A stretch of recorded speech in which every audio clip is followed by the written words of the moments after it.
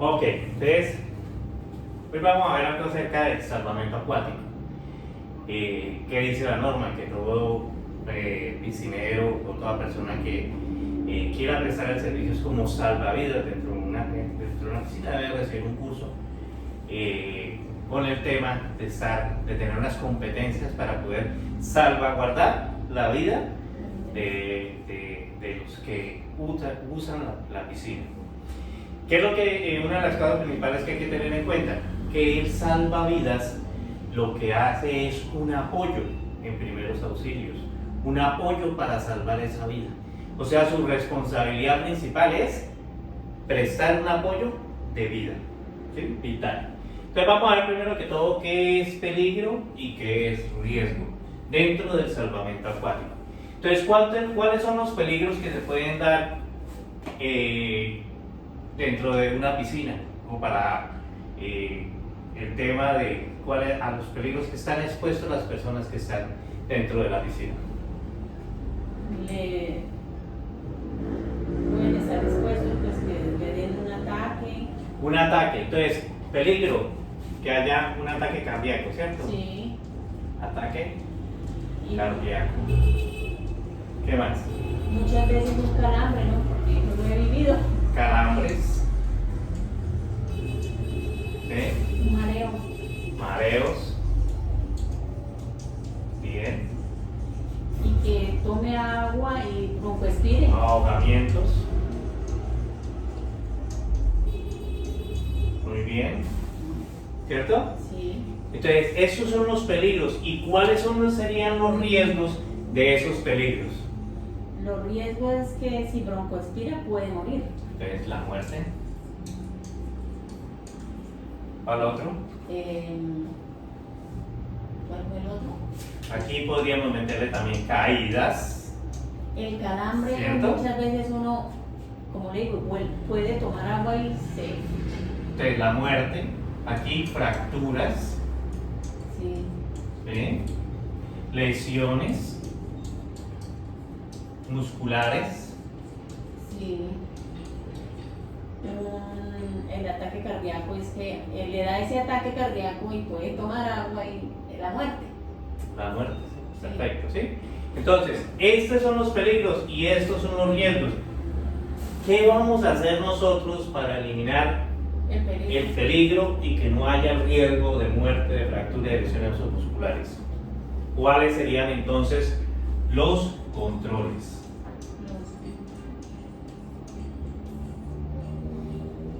Yo diría que uno no puede prevenir esas cosas. ¿Sí? ¿Cómo? No puede prevenir como el ataque cardíaco, no puede prevenir como un calambre, no puede prevenir una persona que está pendiente un mareo. Entonces, lo único que tocaría es estar pendiente de todas las personas. Exacto, pero usted lo ha dicho. La principal función del salvavidas en una piscina es prever, Sí. estar pendiente, anticiparse al suceso. Cualquier movimiento falso uno tiene que estar ahí. Exacto. Si yo veo unos niños que están corriendo alrededor de la piscina, por favor, esta área no es para correr, se pueden caer, se pueden fracturar. Por favor, no corran alrededor de la piscina. Si yo veo que hay dos niños que están jugando con un balón en la piscina y le pueden pegar a otra persona, por favor, no, ¿sí? Sí. Si yo veo que entra una persona y ya es de edad, yo he escuchado que toma pastillas para la tensión porque la mujer le dice cuando ingresa, ya se tomó la pastilla de la tensión. Entonces, si yo veo ese señor o esa señora que se está soleando mucho, pues entonces voy donde esa persona y le digo, señor, por favor, dúchese porque ya lleva muchas horas en el sol y le puede producir entonces mareos, calambres, un ataque cardíaco, ¿cierto? Sí, claro. Entonces, la principal función del salvavidas es prever, estar pendiente, informar, tener el control del área. ¿Qué es tener el control del área? Tener el control del área es estar pendiente, como lo que usted me Que acaba yo de decir. soy el dueño de esa área. Sí, claro. Y puede venir hasta el presidente de la República con una botella de vino a tomársela dentro de la piscina. Yo tengo que decirle qué pena. Bueno, Aquí no puede consumir bebidas alcohólicas. ¿Por qué? Por ley de piscina. Entonces vamos a ver todo esto y todo lo que tiene que ver con el tema de la ley de piscinas. ¿Cómo es eso de tener mi área controlada y cómo es eso de saber yo qué es lo que tengo que hacer dentro de la piscina? Ok, muy bien, perfecto. Entonces, vamos a ver algunos apartes.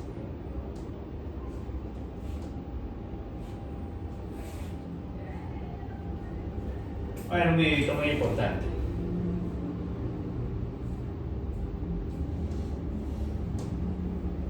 ¿Qué es lo que, como lo que vamos a iniciar, que es el tema de primeros auxilios?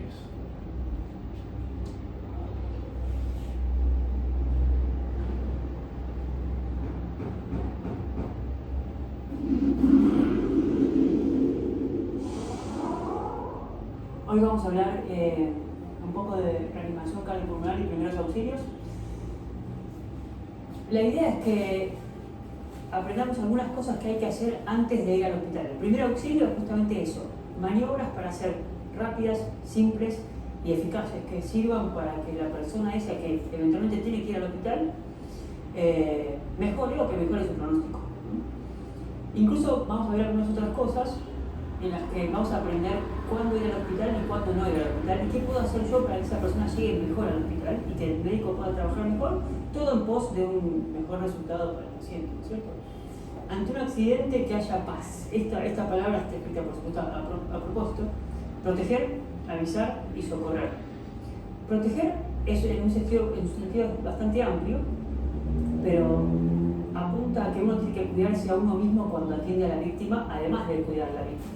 Caso bastante típico de cualquier fin de semana, que hay un choque en una ruta, principalmente, no sé, vamos, Panamericana, uno se baja a ayudar y se lo lleva por otro auto, y ahí, en vez de tener una víctima y uno que ayuda, tenemos dos víctimas. Y si encima esa víctima sabía reanimar, por ejemplo, como van a aprender ustedes ahora, perdimos un instrumento muy valioso, ¿no? Entonces, lo primero es proteger. Avisar, ahora vamos a ver un poco más en detalle cada una de estas cosas, tiene que ver con dar aviso a alguien que pueda ayudarnos un poco más, un escalón más arriba, una ambulancia, un desfibrilador. Avisar es activar el sistema de salud. Activar el sistema de salud significa que yo no estoy solo para atender a esa persona, ¿no? Yo voy a tener ayuda. Y socorrer, bueno, se explica por sí mismo, ¿no? Entonces, ok, lo más importante y lo primero que debe hacer una persona cuando hay un evento, una persona se está ahogando, una persona se cayó, ¿qué es lo que debemos hacer? socorrer. ¿Cómo? Con los primeros auxilios, de pronto los adecuados. No. Lo primero que debemos de hacer siempre que ocurra un accidente, siempre que tengamos una situación de riesgo, de peligro, es dar aviso. Siempre. Lo primero que se debe hacer es dar aviso. Entonces, por eso en las piscinas existen los citófonos, por eso dentro de los botiquines existen los pitos, ¿sí? Entonces, ¿qué es lo que pasa? Que es que yo, como apoyo a salvar esa vida, lo primero que tengo que hacer es que venga alguien especializado para salvar esa vida. Esa es mi principal función como piscinero, como salvavidas. La principal función es prestarle el apoyo, pero ese apoyo debe ser integral, o sea que yo lo voy a ir a socorrer y le voy a prestar el primer auxilio, pero debe venir alguien especializado para que en realidad se encargue del ataque cardíaco, porque una persona no puede salir del ataque cardíaco si no viene un desfibrilador. No hay forma de que salga de ese estado.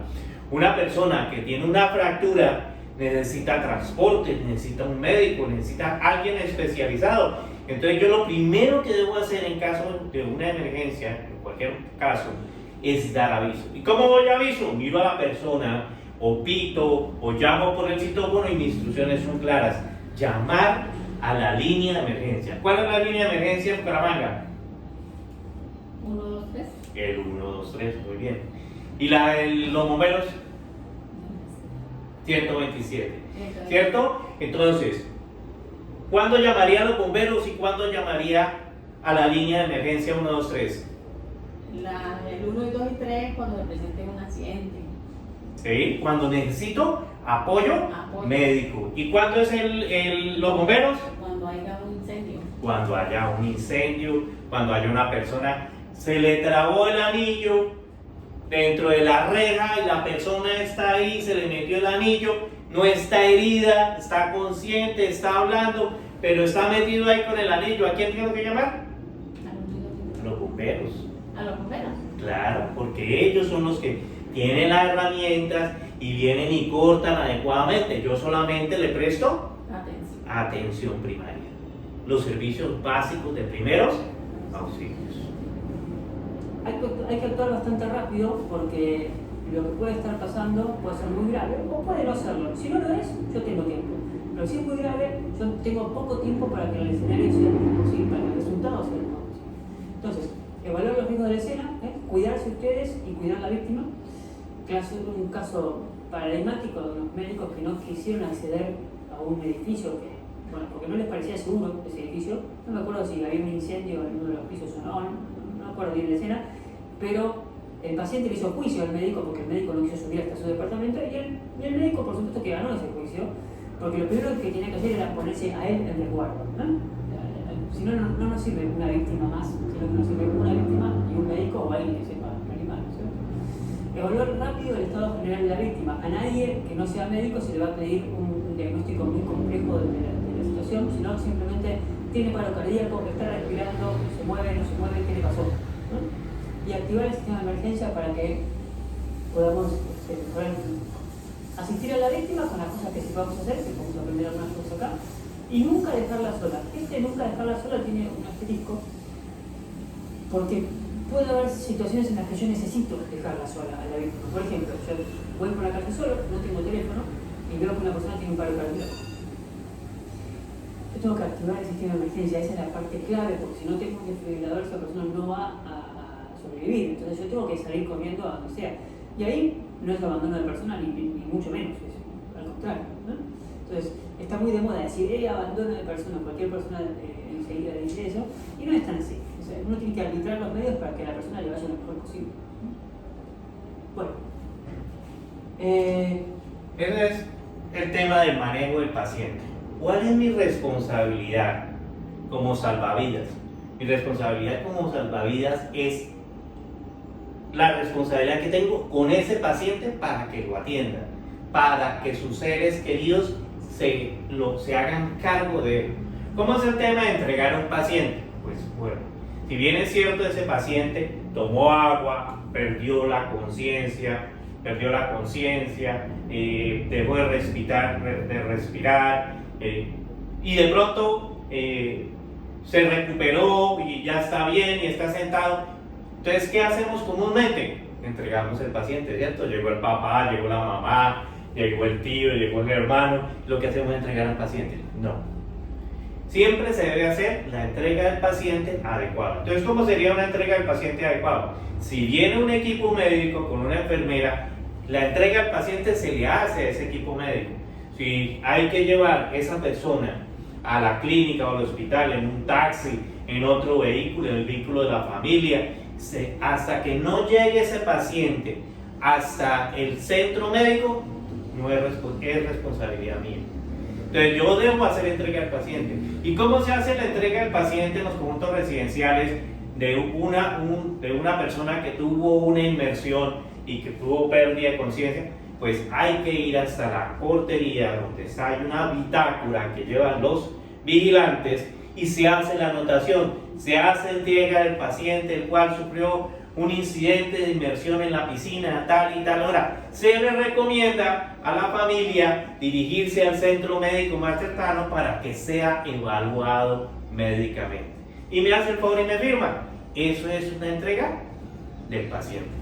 ¿Por qué? Porque esa persona que broncoaspiró, que tuvo pérdida de conciencia, posiblemente podría agravarse en horas de la noche o más tarde o luego o generarle un problema físico.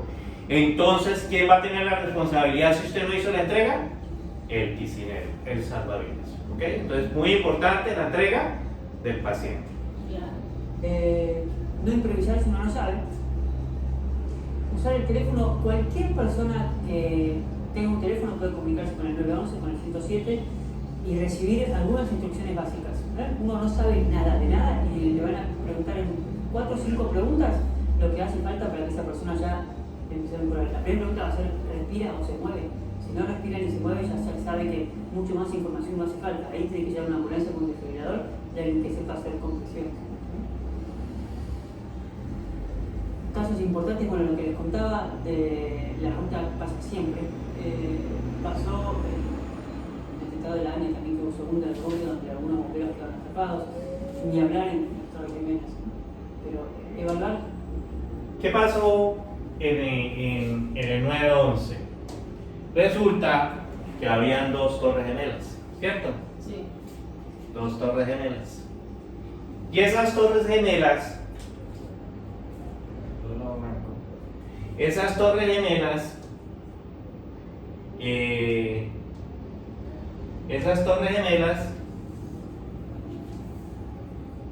chocó un avión contra esas torres gemelas, ¿cierto? Y después vino otro avión y chocó contra las torres gemelas. Los equipos de emergencia lo que hicieron es instalar campamentos de socorro alrededor de las torres gemelas. ¿Para qué? Para que todas las personas que venían siendo rescatadas o que venían saliendo de las torres gemelas llegaran a esos sitios de emergencia, ¿cierto? Sí. Pero, ¿qué pasó al final? Las torres gemelas se derrumbaron y cayeron sobre esos campamentos. Entonces, ¿qué estaba diciendo el doctor? Que no evaluaron qué era lo peor que pudiera pasar. Siempre uno debe evaluar qué es lo peor que puede pasar, porque si usted evalúa lo peor que puede pasar, no pasa. Claro, porque usted toma controles, ¿cierto? Sí. Entonces, ¿qué era lo que peor que podía pasar en ese evento? Que se cayeran las torres gemelas, ¿sí? Y entonces todas estas personas de aquí fueron las que más sufrieron. Ya se habían rescatado mucha gente y la mayoría de las personas que murieron fueron las personas que estaban ubicadas en los puestos unificados para el tratamiento de las personas que venían. Entonces siempre nosotros debemos de pensar en lo peor que puede pasar. Si usted ve un niño corriendo, ¿qué es lo peor que puede pasar? Que se resbale, que se caiga y que se dé contra la orilla de la piscina. ¿Y cuál es el control? Que usted le dice al familiar o a la persona que está con él, o si ya es mayor de edad, le dice a la persona: señor o señora, cuide el niño se va a caer, el niño se puede resbalar, se puede golpear contra el borde de la piscina.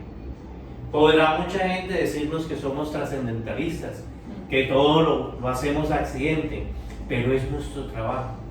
Es a lo que venimos, es lo por lo que nos pagan. Advertirlo. ¿Sí?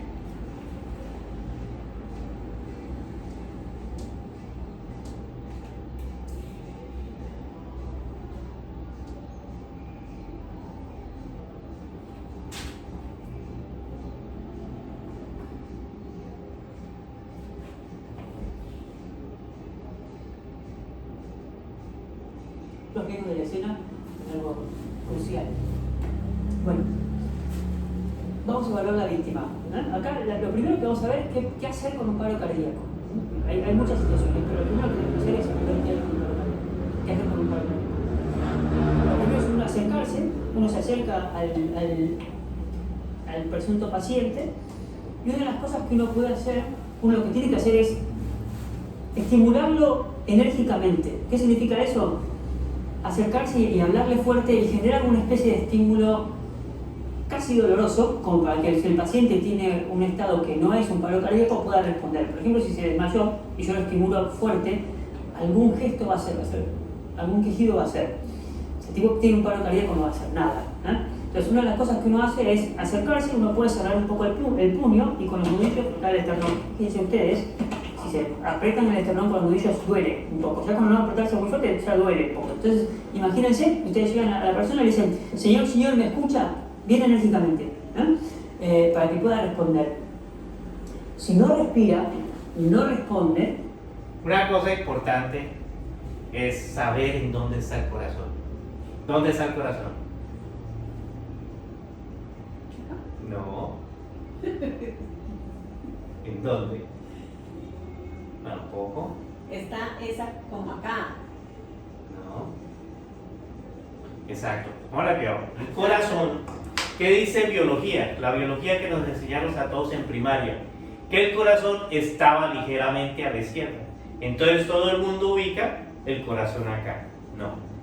El corazón está debajo del hueso más fuerte que tiene el cuerpo humano, que es el esternón.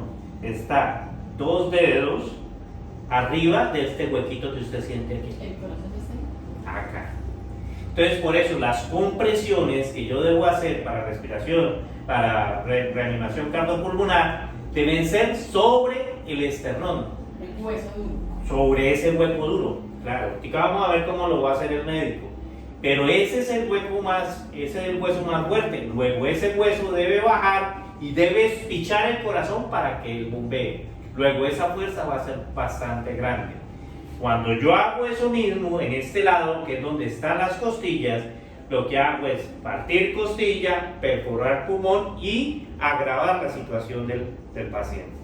Entonces lo vamos a hacer aquí y vamos a ver cómo lo hace el médico. Ahí uno asume que el paciente tiene un paro cardíaco y lo primero que tiene que hacer es activar el sistema de emergencia. Eso es clave. Si no hacemos eso, el paciente no le va a ir bien. Y después de eso, inmediatamente comienzan las compresiones. Ahora vamos a ver cada pregunta. Pregunte. Sí, ahí está. Si uno tiene cierto grado de entrenamiento, puede hacer lo que ahora vamos a ver, que se llama miro, escucho, siento, donde uno apoya casi la oreja contra la boca, miro el tórax si se mueve, escucho y siento la respiración. Si respira, no me preocupo más. Digamos, activo el sistema de emergencia, pero yo no lo tengo comprimido, no tengo paro. Si no respira, o lo hace muy agónicamente, apenas un gasping, un quejido, ahí sí puedo comprimirlo. ¿Qué pasa si creíamos que tenía un paro cardíaco y no lo tenía? Bueno, por supuesto que le va a doler la primera compresión y si ahí se va a mover y ahí uno ya automáticamente deja de hacer compresión, ¿cierto? Hay muy pocas situaciones muy particulares en donde uno haga compresión si el paciente no se dé cuenta y no tenga paro cardíaco.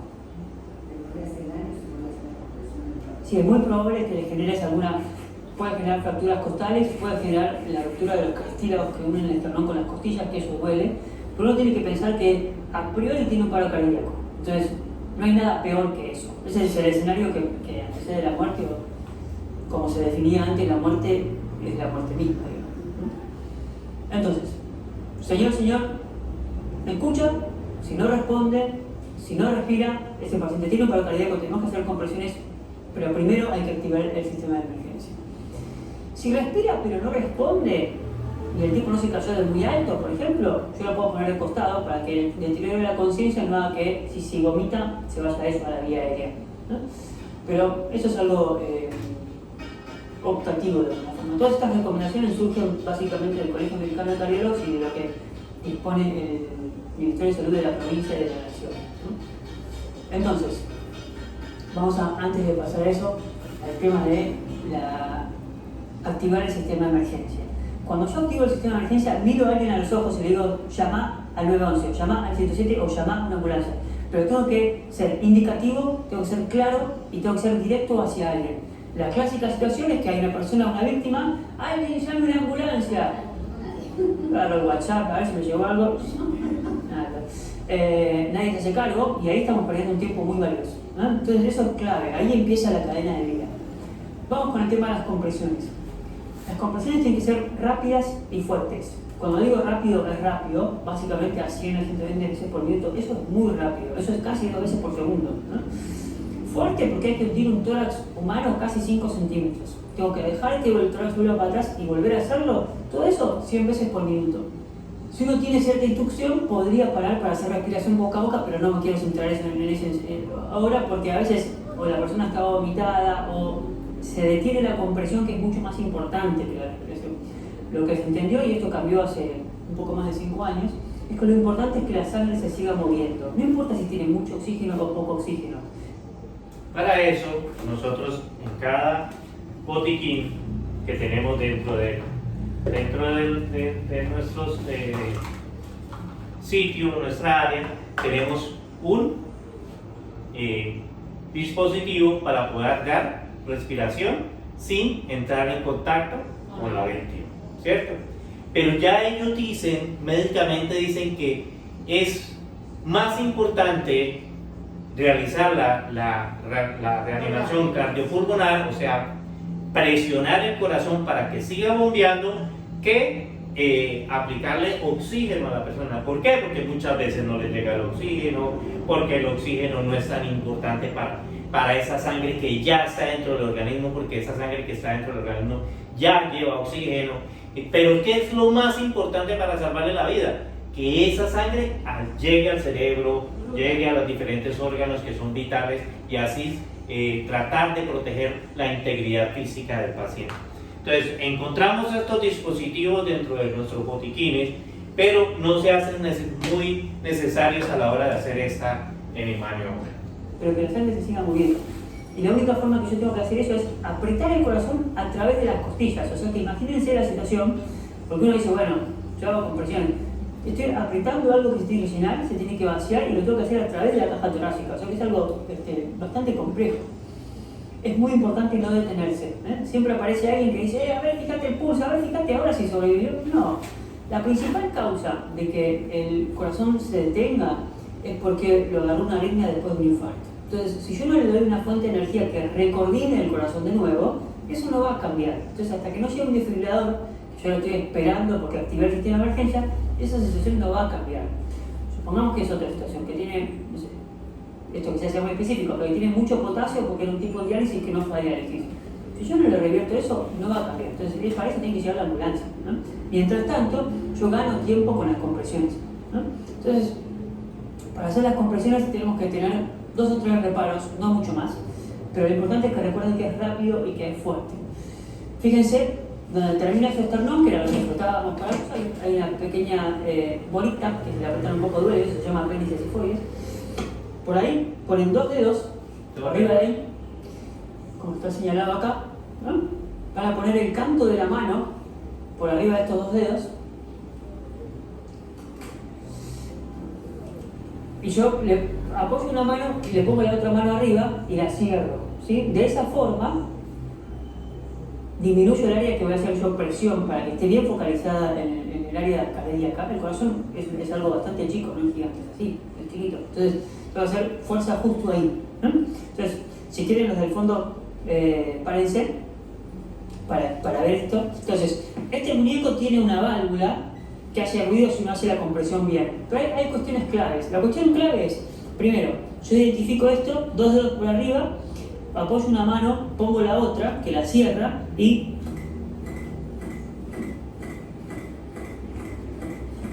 no dobla los brazos. eso hasta que llegue una ambulancia. Imagínense que cuando uno se acerca al minuto, ya está fatigado.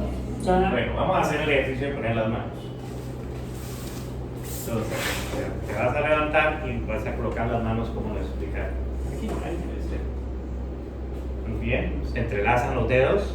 Muy importante entrelazar los dedos. ¿Por qué? Porque eso le da centro. ¿Sí? Mira mis brazos. ¿Dónde tengo que hacer la fuerza? En la palma de la mano. ¿Dónde le hago la fuerza? Sobre. Exactamente. ¿Para qué? Para con mi cuerpo, sin doblar los brazos, aplicarle todo el peso de mi cuerpo. Tengo que ayudarme con mi peso porque más o menos son 20 o 30 kilos haciendo esta tarea. ¿Okay? ¿Y cuántos? No, hasta que llegue la ambulancia. Okay. Si es paro cardíaco, tengo que hacerle ahí. Por eso se necesita, si hay más personas, entonces, porque si ve, él lo poco que hizo ya se cansó. Entonces, si hay otra persona que apoye mientras que yo me recupero.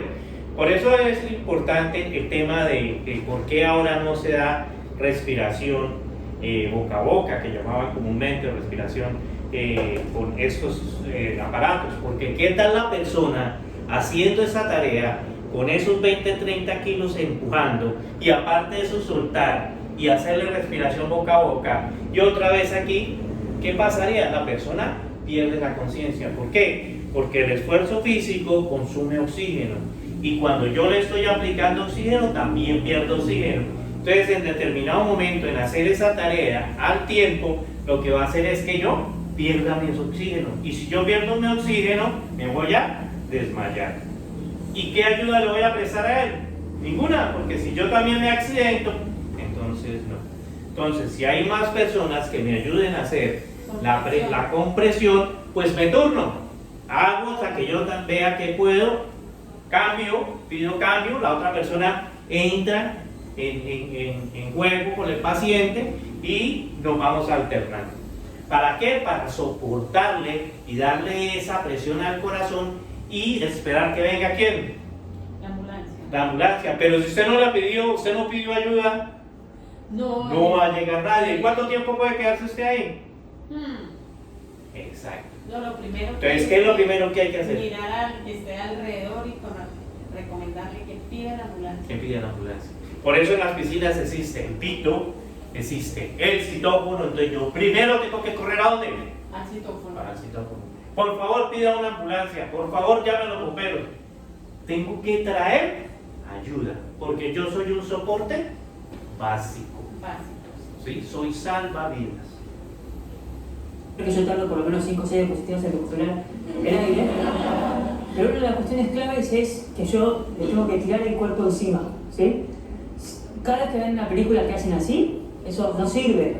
Uno tiene que hacer una fuerza para abajo que son más o menos 20 a 30 kilos. Entonces, yo con los brazos solos empujo mi cuerpo para arriba en vez de empujar para abajo, ¿no? Tengo que permitir que el tórax se respanda. Si yo, este muñeco es medio traicionero porque es muy bueno porque tiene la válvula que hace ruido, pero si yo solo hago esto, voy mucho más rápido, pero no permito que el corazón se vuelva a llenar. En 5 minutos más van a estar reanimando a mí. Entonces, recuerden el concepto: rápido, fuerte y sin parar. Nadie se detiene. Cuando uno lo hace de forma ordenada o coordinada por un médico, siempre hay uno que toma el mando de la situación y va pidiendo la rotación, ¿sí? La voz, cambiar, porque te das cuenta cuando a los 40 segundos uno ya está agotado.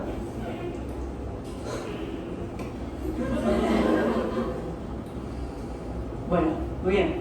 Esa es una... Todos tienen en mente esta canción. Esta canción va más o menos a 100 veces por minuto de tempo, así que... Y además pega muy bien con la situación, ¿no? O todo lo contrario. Bueno, rápido y fuerte, ¿no? Después, fíjense en el muñeco. Sobre todo, la idea del muñeco es ver la fuerza que uno tiene que hacer, que no es tan sencillo. Esta es la única información que sea científica que puse en toda la presentación, que tiene que ver con cuáles son las chances de sobrevivir una vez que tengo un paro cardíaco. Si no me llega el desfibrilador, cero. Al final, después de los 10 minutos, entre 8, 11 y 14, depende de uno lo vea, ya no hay mucha chance de sobrevivir. ¿Por qué? Porque esa actividad cardíaca que teníamos eléctrica, el corazón descoordinada, que está esperando el desfibrilador para que la coordine, se va agotando, ¿eh? Se va agotando y se agotó. Cuando yo hago RCP, lo que hago es prolongar el tiempo que tengo. Pero imagínense, acá en Fundación tenemos desfibriladores en chequeo, en tomografía, en cámara gamma. ¿Cuánto tardo yo en ir a buscar un desfibrilador? Ahora acá, que estoy en un centro médico. Mínimo, minuto y medio, 2 minutos, es un montón. O sea, ya estoy partiendo de 50% de sobrevida, ¿no? De una situación potencialmente reversible. También la situación puede ser más difícil de revertir que solo con un desfibrilador. El desfibrilador es un aparato muy sencillo que tiene uno o al sumo 2 botones. Si tiene 2 botones, uno dice 1 y el otro dice 2. Tiene 2 planchuelas que se pegan en el tórax, sacan la camisa, rompen la camisa, lo que sea. Se pega, se aprieta uno, va a decir estoy sensando y después va a decir aléjense, y ahí hay que salir del contacto con la persona y estar en la camisa de la camisa, porque eso va a transmitir una actividad eléctrica, ¿Qué es lo importante del tema del desfibrilador? Hay una ley en Colombia que exige que debe haber un desfibrilador en todos los sitios públicos donde haya aglomeración. ¿Dónde hay aglomeración en Colombia? En un estadio. En un estadio. En una parte de piscina también. En una piscina. En una iglesia. En una iglesia. En un salón comunal, ¿cierto? Sí. Entonces, dentro de esa ley dijeron que los conjuntos residenciales deberían tener desfibrilador. Entonces, yo como salvavidas tengo que decirle siempre al administrador de la propiedad horizontal, hay una ley donde nos exige tener desfibrilador. ¿Y qué pasa? Viene quien suministra ese desfibrilador y le da a usted una capacitación. Ya vamos a ver en el video cómo es que se maneja el desfibrilador, pero es muy sencillo. No necesita ser ni enfermero ni nada de eso. Él mismo verifica si hay pulso. Si no hay pulso, él no dispara. Claro. Pero ya lo vamos a ver más adelante. Sí, lo que quería aclararles que es una obligación que haya desfibrilador. Claro, sí. Pulso eléctrico para recoordinar la actividad cardíaca. Que si yo estoy tocando al paciente, el paciente me toca y la actividad eléctrica me pasa a mí, me puede generar un problema cardíaco a mí, ¿no? Esto es lo que hablamos recién, de acuerdo a tu pregunta.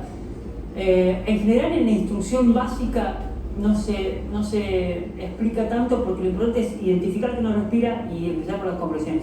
Cuanto antes empiezo con las compresiones, mejor. Bueno, esta es otra situación con los niñitos. La enfermera estigmatizada respecto de su índice de masa corporal, pero no importa. Estigmatizada. Bueno, la principal causa de paro cardíaco en los niñitos es el atragantamiento, ¿sí? Que tengan algo en la vía aérea. Entonces tiene cierto asidero. O un ahogamiento. Cuando uno hace la evaluación, ver si están ahogados o no están ahogados. Y esto hay que recordar algo. Cuando uno le pega en la espalda a un chico o a un adulto, le pega fuerte. Si es que está tosiendo, bueno, pero si está haciendo el gesto de que no pasa aire ni para adentro ni para afuera, se le pega y se le pega fuerte. No hay nada que puedan romper. No van a romper la columna, no se rompen los pulmones, eso no se rompe nada. Pero 30 segundos de falta de aire en un chiquito ya lo hace perder la conciencia. Si lo que tiene la vía aérea no lo está tapando del todo, bueno, va a ser un problema grande, pero no se va a morir por eso, ¿no? Pero ¿qué pasa si la situación es que tiene un paro cardíaco? Por ejemplo, en un ahogamiento, ¿no? Después se lo voy a explicar un poquito al final. Hay dos formas. Por supuesto que no me voy a tirar encima arriba de un chico de 8 kilos o de 10 kilos o de 20 kilos, ¿no? 20 kilos en realidad ahí en medio del límite, pero son dos formas. Con los dos pulgares, apretar el tórax, hundiéndolo, El mismo sitio del un tercio de lo que es el tórax, del índice, o si es muy chiquito, con 2 dedos en el pecho, ¿no? Lo mismo. Porque si le hago lo mismo al RCP que le hago a un adulto, lo que hago es fracturarle. Entonces, tiene que ser una fuerza que sea significativa, ¿no? Sí. Fíjense la fuerza. Quizás es un poco duro ese único, pero más o menos sí. Es muy importante que nadie esté tocando al paciente. Eso que ven en las películas que hacen clear. Bueno, eso es todo falso. Primero, las paletas no se frotan más, se frotaban hace un siglo. Y el paciente a lo sumo no hace más que eso. Pero sí es clave que nadie esté tocando. Hay que gritar fuerte, despeje. El aparato lo dice solo. Bueno, yo también puedo ser quien me tocó, a quien me dijeron llamar al 911, donde se inicia la cadena de vida. Ahí la persona que los atiende está muy instruida en qué preguntar, cuántas víctimas, qué tipo de accidente, dónde están, qué tipo de recursos hay cerca, pero van a ser preguntas muy concretas y muy claras. ¿Qué sé yo del paciente en ese momento? En el momento del evento, en el momento del incidente, ¿qué yo sé acerca del paciente? Dos cosas principales. Respira y está consciente. ¿Cierto? Lo puedo determinar. Si respira, fácil, se le puede uno acercar con el pómulo a donde las vías respiratorias y uno siente si respira o no respira, ¿cierto? Sí. También uno puede inclinarse y mirar el pecho y el abdomen del paciente, y si hace esto de subir y bajar, quiere decir que está respirando, ¿cierto? Sí. En algunos casos, algunas personas, si tiene un espejo a la mano o si tiene, pues le puedo poner para ver si queda ese exacto. Pero por lo general uno no tiene un espejo a la mano o algo, un lente para poder hacer esa maniobra. Lo importante sí es, si me da si siento, porque esta parte es muy sensible, entonces yo le coloco en las vías aéreas y puedo sentir si él está respirando. Adicionalmente está el oído, que me va a ayudar A saber si está.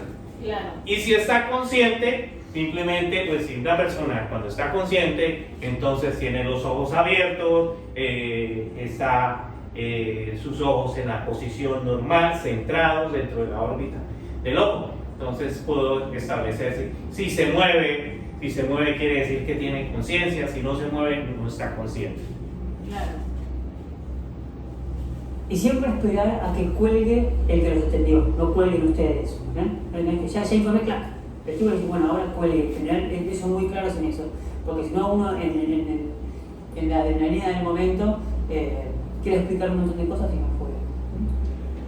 Bueno, entonces, conceptos súper importantes. Identificar la víctima, activar el sistema de emergencia y reanimar. Y no me detengo hasta que llega una ambulancia con un médico y ahí ya mi rol es secundario, o sea, de ayudar en otro sentido. Pero esas son las cosas que salvan vidas. ¿Ah? Hasta acá tengo lo que es RCP. ¿Alguna pregunta? Bueno, vamos a ver algunas cosas prácticas que no tienen que ver con... Se puede dar, vamos a ver ahorita lo que llama la maniobra de Heinrich.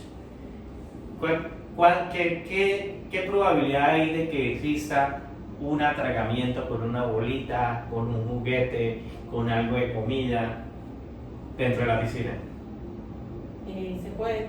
Claro, ¿cierto? Sí. La mamá lleva el bombón, el niño lleva el bombón, Llevan un chicle. llevan chicles, llevan la cabeza de un muñeco, llevan una pelotita para tirar al agua y buscarla. Entonces se puede dar en las piscinas que se requiera hacer la maniobra de Heinrich. ¿Qué es en realidad la maniobra de Heinrich? Es aplicarle una fuerza a una bomba, a un residuo de aire que tenemos todos dentro del estómago. ¿Se acuerdan cuando uno le pegaban en el colegio, en el estómago y le sacaban el aire? El aire, el Pues, vaso. exacto. Entonces, ese aire que está en el estómago lo vamos a utilizar para que eso que está obstruyendo la vía salga. Entonces, tengo máximo unas 3 posibilidades de hacerle fuerza y aplicarle fuerza a ese aire para que haga que bote. Entonces, la maniobra debe ser fuerte y segura, ¿sí? Entonces, debe aplicarse en la parte del estómago y hacer que vaya hacia arriba, no hacia nosotros, sino hacia arriba. Sacudirlo hacia Arriba para que ese aire que está ahí haga que bote la pepita, bote el bombón o lo que está atragantado. ¿Cómo sabe usted que está atragantado? ¿Por qué? Porque ni habla, si grita no está atragantado, si llora no está atragantado. Total. Suena, es mudo, ese sonido es mudo. Y usted ya sabe, la persona se empieza a poner roja, colorado, hasta morado. Claro. La animación, pero son situaciones así riesgosas de primer auxilio. Sí, señor.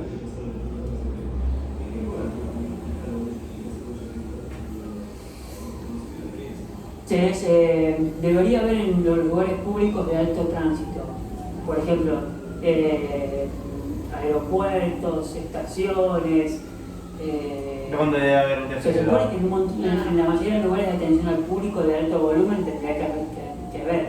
Son caros y a veces están bajo llave porque son muy caros y eso dificulta muchísimo acceder a ellos, pero en los lugares de alto tránsito debería haber todos. Y son en todos lados iguales, o sea, tienen un botón o a lo sumo 2 y están bien señalizados. O sea, te toca en Turquía, no sé por qué Turquía, pero te tocan porque es lo mismo. Bueno, atragantamiento. Es fácil reconocer cuando una persona está atragantando, ¿no? No es que ustedes tienen una víctima en el piso y lo primero que van a pensar es que se atragantó. Lo primero que tienen que ver es si está en paro o no está en paro. Después se pensará. Es fácil, todos los signos que no saben. Se van a señalar el cuello, se va a empezar a poner morada, va a empezar a hacer como arcadas. Lo importante es que si está tosiendo, no hagamos primeros auxilios, ¿no? La tos es un esfuerzo, es una fuerza muy grande de aire que pasa por la vía aérea. Lo que está intentando hacer es sacar lo que está trabado. Entonces la tos es algo eficiente, es algo que queremos, ¿no? Antes de hacer otra cosa, golpes en la espalda y la maniobra de Heinrich. Heinrich es esto que vamos a hacer ahora. Murió hace poco Heinrich, cambió la historia del atragantamiento. La idea es así: yo con la mano no hábil la cierro y la mano hábil va por debajo. perdón, la envuelve, van por debajo del esternón, ¿sí? Lo que tocaban hace un rato para parámetro para el RCP, bueno, por debajo de eso, la idea es tirar para atrás y para arriba, ¿eh? Yo voy a hacer fuerza en la cavidad abdominal para que eso empuje el diafragma para arriba y eso genere que el aire salga. Dicho así parece muy sencillo, cierro la mano, acá y tiro. Uno tiene que entender que las personas promedio, ¿cuánto pesan? Entre 60 y 100 kilos, o sea que hay que hacer mucha fuerza. Después de 2 o 3 veces hacer esto ya uno se empieza a agotar, o sea que no está recomendado hacerlo más de 5 veces porque ya después es prácticamente ineficiente. Bueno, ¿qué hacemos con los chicos? Lo que hicimos recién. Pasame al enano Garrison, por favor. Hay dos formas de agarrar. Uno puede ponerlo en su pierna como está en la primera foto, ¿sí? Apoyado con una silla, o sostenerlo directamente en el brazo. ¿Hay alguna distinción entre agarrarlo así como una horquilla con el segundo y el tercer dedo, entre el índice y el mayor, para no ahogarlo con una cosa tan redonda como el pulgar y el primer dedo? Pero es algo que es un detalle, ustedes agárrenlo como puedan. El ponerte, acuérdense, es pegarle fuerte, pegarle fuerte, fuerte, fuerte. Y esta es una situación un poco más triste, si se quiere. Imagínense que ustedes están en el living de su casa, sábado 8 de la noche, tienen un vino blanco y un langostino, toc, al medio de la vía aérea, están solos. Lo que tienen que hacer es buscar algo que pueda generar fuerza en la panza, es hacer la misma maniobra, puede ser, yo no lo intentaría con una baranda o una escalera, porque el resultado, exacto, de hecho esta silla se va a dar vuelta seguro y va a dar en la cabeza, pero la idea es generar una fuerza lo suficientemente grande como para que apriete la panza y eso apriete eleve el diafragma y salga aire, ¿no? Recuerden que puede pasar esto, y puede pasar solos, o sea que no les queda otra. Bueno, muy bien, ¿alguna pregunta acerca del atragantamiento? No. Quemaduras. Estas son básicamente las quemaduras que se consideran graves, pero para que tengan así como una idea no memorizable, es todo lo que tenga el tamaño de una mano merece una evaluación médica en un hospital. ¿Se pueden presentar quemaduras dentro de una piscina? Sí, total. ¿Cierto? ¿Cuáles? Como la del sol. Muy bien, sí, perfecto. La persona se expone a los rayos solares, hay una temperatura determinada y se echa aceite. Entonces, al echarse aceite, ese aceite también tiene una especificación a qué temperatura hierve. Entonces empieza a broncear la piel, pero eso en realidad es a quemarla. ¿Claro? Pero hay personas que son más sensibles que otras. Entonces, ¿qué tiene que hacer el encargado de la piscina, el piscinero?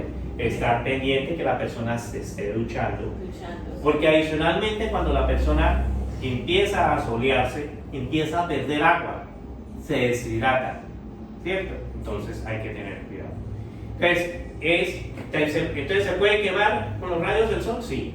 Entonces, recomendarle a las personas utilizar leche de magnesia, después bloqueador y después sí aplicarse el bronceador. ¿Se pueden quemar en el sauna? De pronto el calor, tanto. El calor, muchas veces la olla, donde están las hierbas, donde está todo eso es caliente. Las personas acostumbran a sacar la hierbita y echársela a las piedras, en donde es con piedras, entonces meten la mano allá en la olla, tratan de tocar allá, se pueden resbalar y caerse sobre la olla y quemarse, ¿cierto? Sí. Y en los turcos, pues también se puede presentar alguna situación de quemadura. ¿Qué debo hacer en caso de quemadura? Una quemadura que tiene el tamaño de una mano, de la mano del paciente, no de la mano de un adulto. Si es un niño, la del tamaño de un niño. Si las quemaduras son en la mano, en la cara, en los genitales o en los pies, eso merece una evaluación por guardia. ¿Por qué? Porque cualquier cicatriz, sea de quemadura o de corte, ocupa menos espacio que la piel normal y es menos elástico que la piel normal. Entonces, si yo me quemé la mano, después si me cura cerrada, no la puedo más y ya tengo una persona con 30% de discapacidad por lo menos. Entonces, niños, ancianos, manos, pies, genitales y cara y cuello. La cara y cuello es muy importante porque a veces una quemadura de la cara y cuello quizá no sea tan grave desde el punto de vista de la quemadura, puede generar mucha inflamación en la vía aérea y eso, esa persona, exacto, está perfecta cuando llega al hospital, pero si yo no la intubo, quizás a la media hora no tengo forma de intubarla de ninguna forma. Y eso pasa a veces, cuando el paciente llega con la cara quemada, pelos quemados, ahí uno sabe que lo tiene que intubar, incluso no despierto, pero se le explica, mire, lo vamos a intubar porque la vía aérea se va a desmatizar. Después, si no se desmatiza, le saca la ventilación mecánica y listo. Pero, ¿qué hacer con las quemaduras antes? Porque estos primeros auxilios, esto es antes de ir al hospital. Agua fría y agua fría. Nada más. No hay que inventar. ¿Qué le echamos nosotros comúnmente? ¿Qué nos han dicho los abuelos? O sea, ¿qué dice la gente cuando una persona se quema? ¿Qué le aplican? Pasarse, si es en la mano, así, en el pelo. En el pelo. Echarse aceite, Aceite, mayonesa, mayonesa. ¿cierto? Sí. No tengo que hacer nada de eso. Lo único que tengo que aplicar es agua y agua y agua. ¿Para qué? Para enfriar, para darles ese frío y para que todas las impurezas o con lo que se quemó no puedan quedarse ahí o irse por el torrente sanguíneo. Entonces, uno es limpieza y lo otro, lo que hace el agua es calmar el ardor, calmar el dolor. ¿Sí? Otros se ponen y le empiezan a soplarlo. No, eso no cambia nada. Pero lo que debo aplicar es agua. No retirar ningún tipo de ropa ni de prenda. ¿Por qué? Porque puedo hacerle daño a una arteria y entonces tengo quemadura y adicionalmente hemorragia. Sí, claro.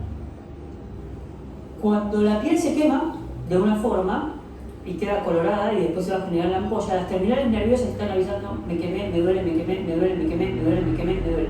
Entonces, esta idea de poner, por ejemplo, dentífrico o pastas o cosas, lo que hacen es cambiar la información que está viajando por: me están tocando, me quemé, me duele, me están tocando, me quemé, me duele. Y ahí medio que el cerebro se confunde un poco, siente el estímulo permanente y deja de transmitir tanto dolor, cosa que a los 3 a 5 minutos se acabó. De nuevo está: me quemé, me duele, me quemé, me duele. Entonces, primera cuestión, no pongan ninguna pasta ni ninguna crema porque no sirve y además están potencialmente infectando algo que con agua fría estaría bien. ¿Qué pasa si se queman más? Supongamos que agarran una olla, abajo hay un chico, entonces no la sueltan y se queman y la mano se pone negra, se pone carbonizada.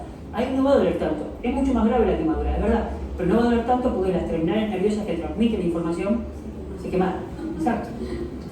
¿Por qué dice eso? Entonces, porque el dolor tiene un umbral. Entonces nosotros tenemos un nerviosito que nos dice cuándo es que nos duele. Pero ese nerviosito que nos dice que nos está doliendo tiene un nivel alto en donde él se desactiva. Entonces, cuando hay demasiado dolor, la persona no siente dolor. ¿Por qué? Porque se inactiva. Entonces, El nerviosito. o sea, hay un umbral.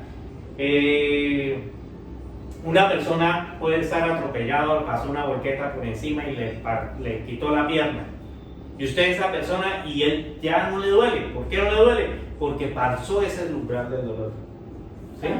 Le puede gritar porque está asustado, porque está atemorizado, porque ve toda la gente y porque se acuerda del impacto, pero en realidad no le duele. ¿Por qué? Porque pasó el umbral. Muchas veces nos duele la cabeza y llega a dolernos tanto que de un momento a otro no nos duele. Sí. No quiere decir que todavía no tengamos el problema. Lo vamos a seguir teniendo. pues, no aplicar nada, solo agua. Por supuesto que soplar una quemadura no cambia nada, cambia la relación que uno tiene con el paciente, que el paciente va a sentir que le están haciendo algo. Pero no hace nada, por supuesto que no hace nada. No hay que tocar nada, no hay que quitar la ropa, hay que tirar agua, y si los pedazos de ropa por la quemadura extensa se salen. Si no, uno no tiene que arrancar la ropa o sacar todo, porque puede quemarlo, puede lastimar mucho más el beneficio que hace. Después, el cirujano, plástico, quien sea que lo reciba en el hospital, va a sacarlo de la forma correspondiente.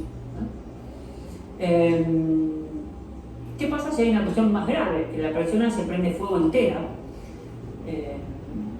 puede rodar en el pasto o en cualquier lugar.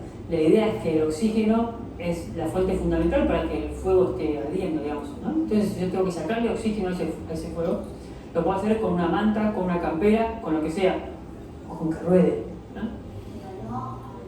No abanicarlo, no, y mucho menos tirarle queroseno. Bien. Muy bien. ¿Estamos quemaduras hasta acá? Bueno, caídas y fracturas. Caídas y fracturas en las piscinas. ¿Puede haber caídas y fracturas en la piscina? Bastantes, Bastante, ¿cierto? claro. El chico que está corriendo alrededor, la persona que se acuesta en la silla, se parte la silla arriba, la persona que se tira y no ve que hay otra persona nadando y le cae encima, entonces pueden haber fracturas, heridas entre las dos personas, ¿cierto?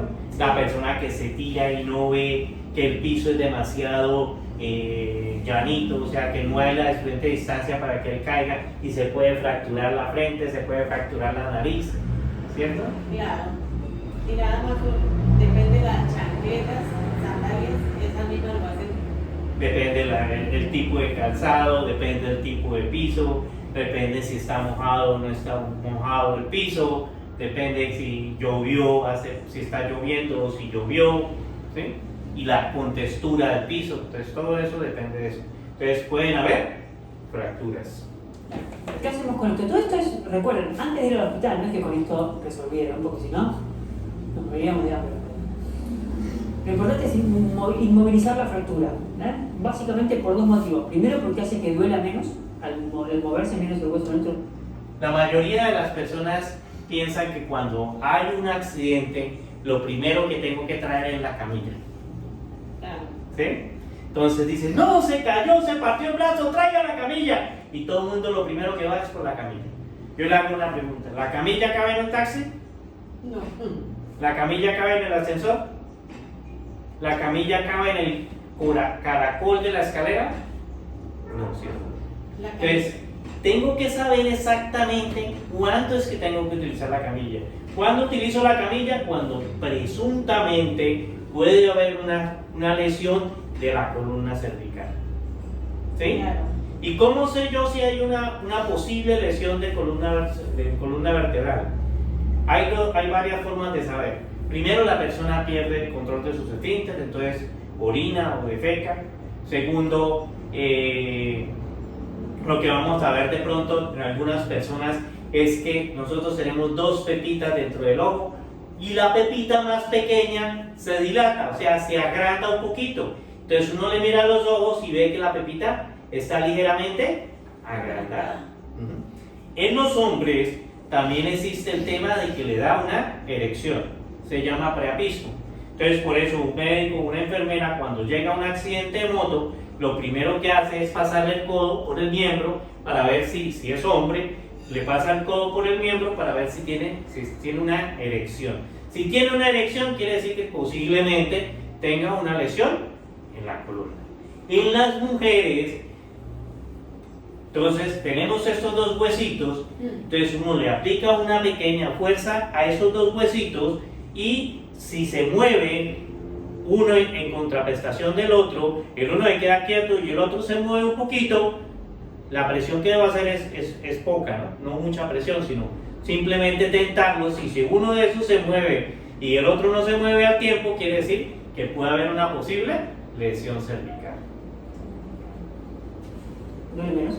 Y por otra parte, si adentro del brazo los huesos están rotos y se mueven así, rompen más cosas, ¿eh? Pueden romper nervios, músculos. Es muy difícil que rompan una arteria, pero la arteria es muy dura. Entonces, yo lo primero que tengo que hacer en medio de una fractura es inmovilizar. ¿Con qué inmovilizo? Con dos tablas y mi venda, con una camisa amarrada con dos cartones fuertes o mis inmovilizadores que deben de estar al lado de la camilla. Claro. ¿Cierto? Entonces, la persona tuvo una lesión de pierna. Entonces, inmovilizo la pierna, ¿cierto? ¿Y qué? La puedo sentar en una silla y lo puedo llevar entre dos personas, ¿cierto? Y si es un brazo, Un brazo, pues es más fácil. lo inmovilizo. ¿Y él puede caminar? Total, sí. Puede caminar. Es más Voy, fácil. lo acompaño y lo llevo hasta el carro, hasta la ambulancia, hasta el equipo de socorro y perfectamente. Pero no, se partió el brazo, traen la camilla, lo amarran en la camilla y llegan al ascensor. Si no tengo el paciente bien asegurado a la camilla, se me va a desgonzar, se me va a salir de la camilla. Entonces, para evitar eso, lo utilizamos Cuando sepamos en realidad que el evento o la situación que generó el accidente puede tener una lesión o pudo haber causado una lesión cervical o en la columna. De lo contrario, no. Gente, para que disminuya el dolor.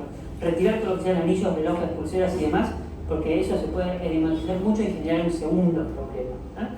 Entonces, inmovilizamos con un palo, con una tabla, con lo que sea, atamos con una remera o con cualquier cosa y lo llevamos al hospital.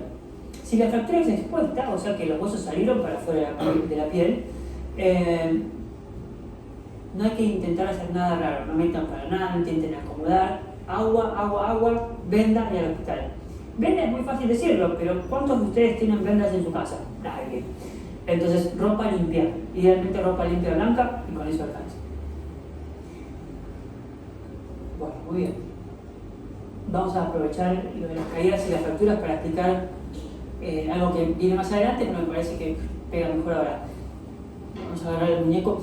¿Qué pasa si nuestra víctima es una persona que la vieron caer desde un segundo piso o estaba simplemente pintando un techo mayor a la altura de uno y se cae, ¿no? ¡Pum! Cae de cabeza o cae y se golpea la cabeza. Ustedes se acercan como siempre, señor, ¿no me escucha? Sí, me mate. Bueno, lo primero que tienen que hacer es inmovilizar su cuello. La idea de inmovilizar el cuello es que si hubo una fractura en alguna vértebra cervical, esa vértebra no se mueva y no dañe la columna y me transforme en una persona en un reposo de 3 semanas a un cuadripléjico. Entonces, una de las cosas que hago es el canto de la mano, esta parte de acá, ¿sí? Yo lo que hago es tenerlo así, ¿sí? Y de esa forma, cuando viene alguien con una tabla de trauma y un collar, se le pone el collar y ahí está. Y aseguramos la columna vertebral cervical.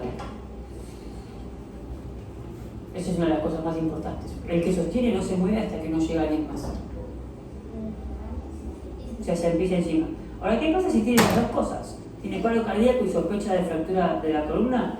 Primero es el paro, primero la vida, ¿no? Bueno, heridas cortantes. Clásica pregunta que uno le hace al otro en su casa cuando se corta, ¿no? Che, ¿te parece que está por un punto y está ahí? Y te hace, sacame eso de acá. Bueno, básicamente si lo... Heridas cortantes. ¿Se pueden cortar? ¿Pueden haber heridas cortantes en la piscina? Sí, muchas veces sí. Claro, ¿cierto? Primero, llevan cosas de vidrio.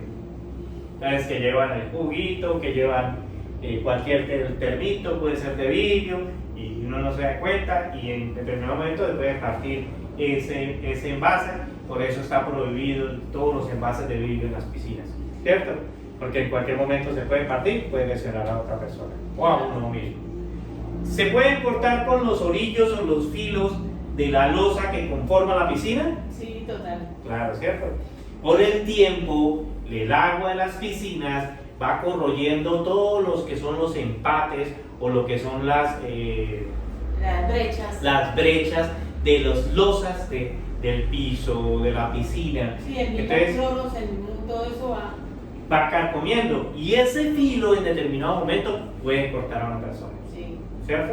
Entonces, nosotros cuando lavamos la piscina no simplemente la lavamos, también en ese momento, en el momento en que la estamos lavando y en que la estamos haciendo limpieza a la piscina, debemos estar pendientes de esos filos y de esas cuchillas que quedan que pueden hacer que se lesionen las personas.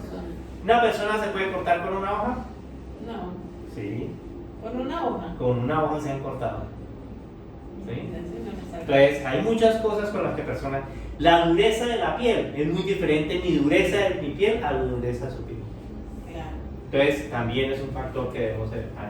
¿Bordes de la herida no se unen solos? Eso amerita una evaluación quirúrgica para ver si hay que darle un punto o no. Ya sea porque es muy larga la herida o porque es muy profunda, si los bordes no se unen, es muy probable que haga falta un punto.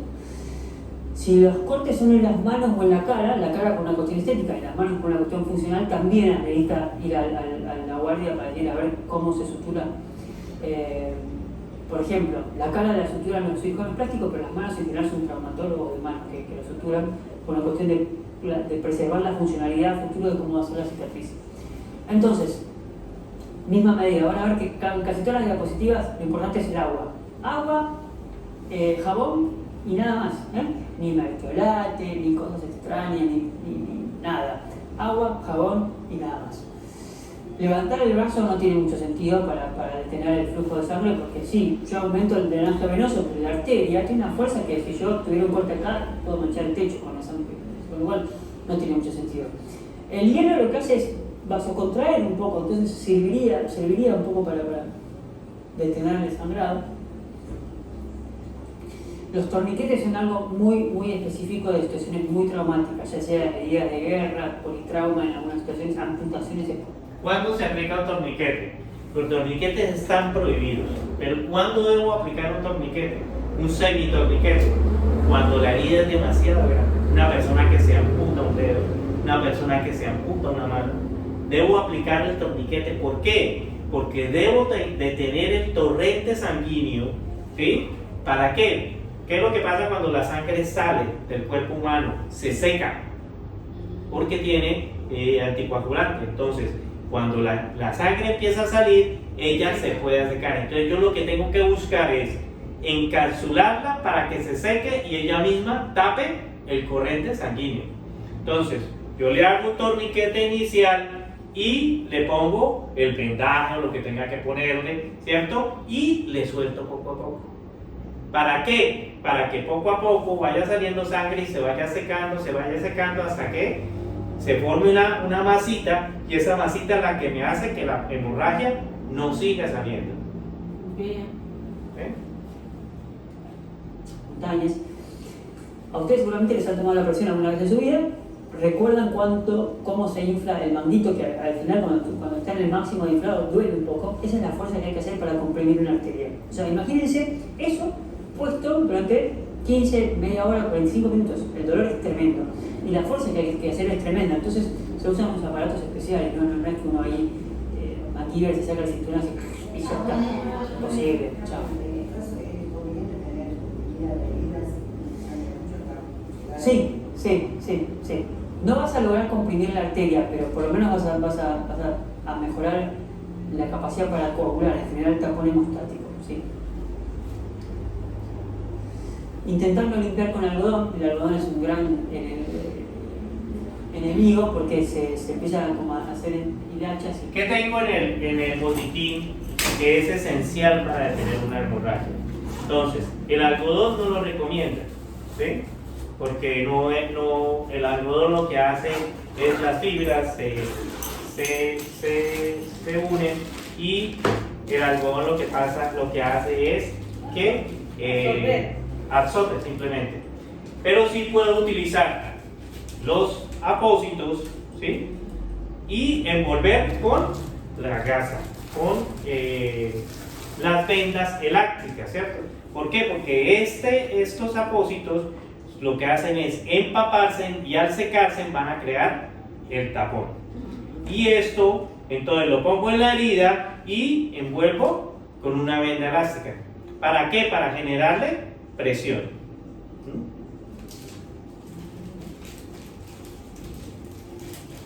Entonces, hay botiquines donde usted encuentra toallas higiénicas, pero las toallas higiénicas hay que tener en cuenta que no sean con Rapicel o que no tengan algún producto químico.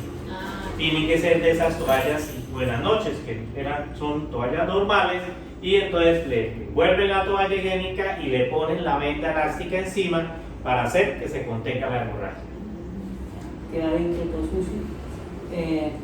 Yo creo que no está bien la recomendación de no hurgar y no introducir las partes que salieron para adentro, pero creo que nadie lo hace, ¿no? La gente intenta más alejarse que acercarse.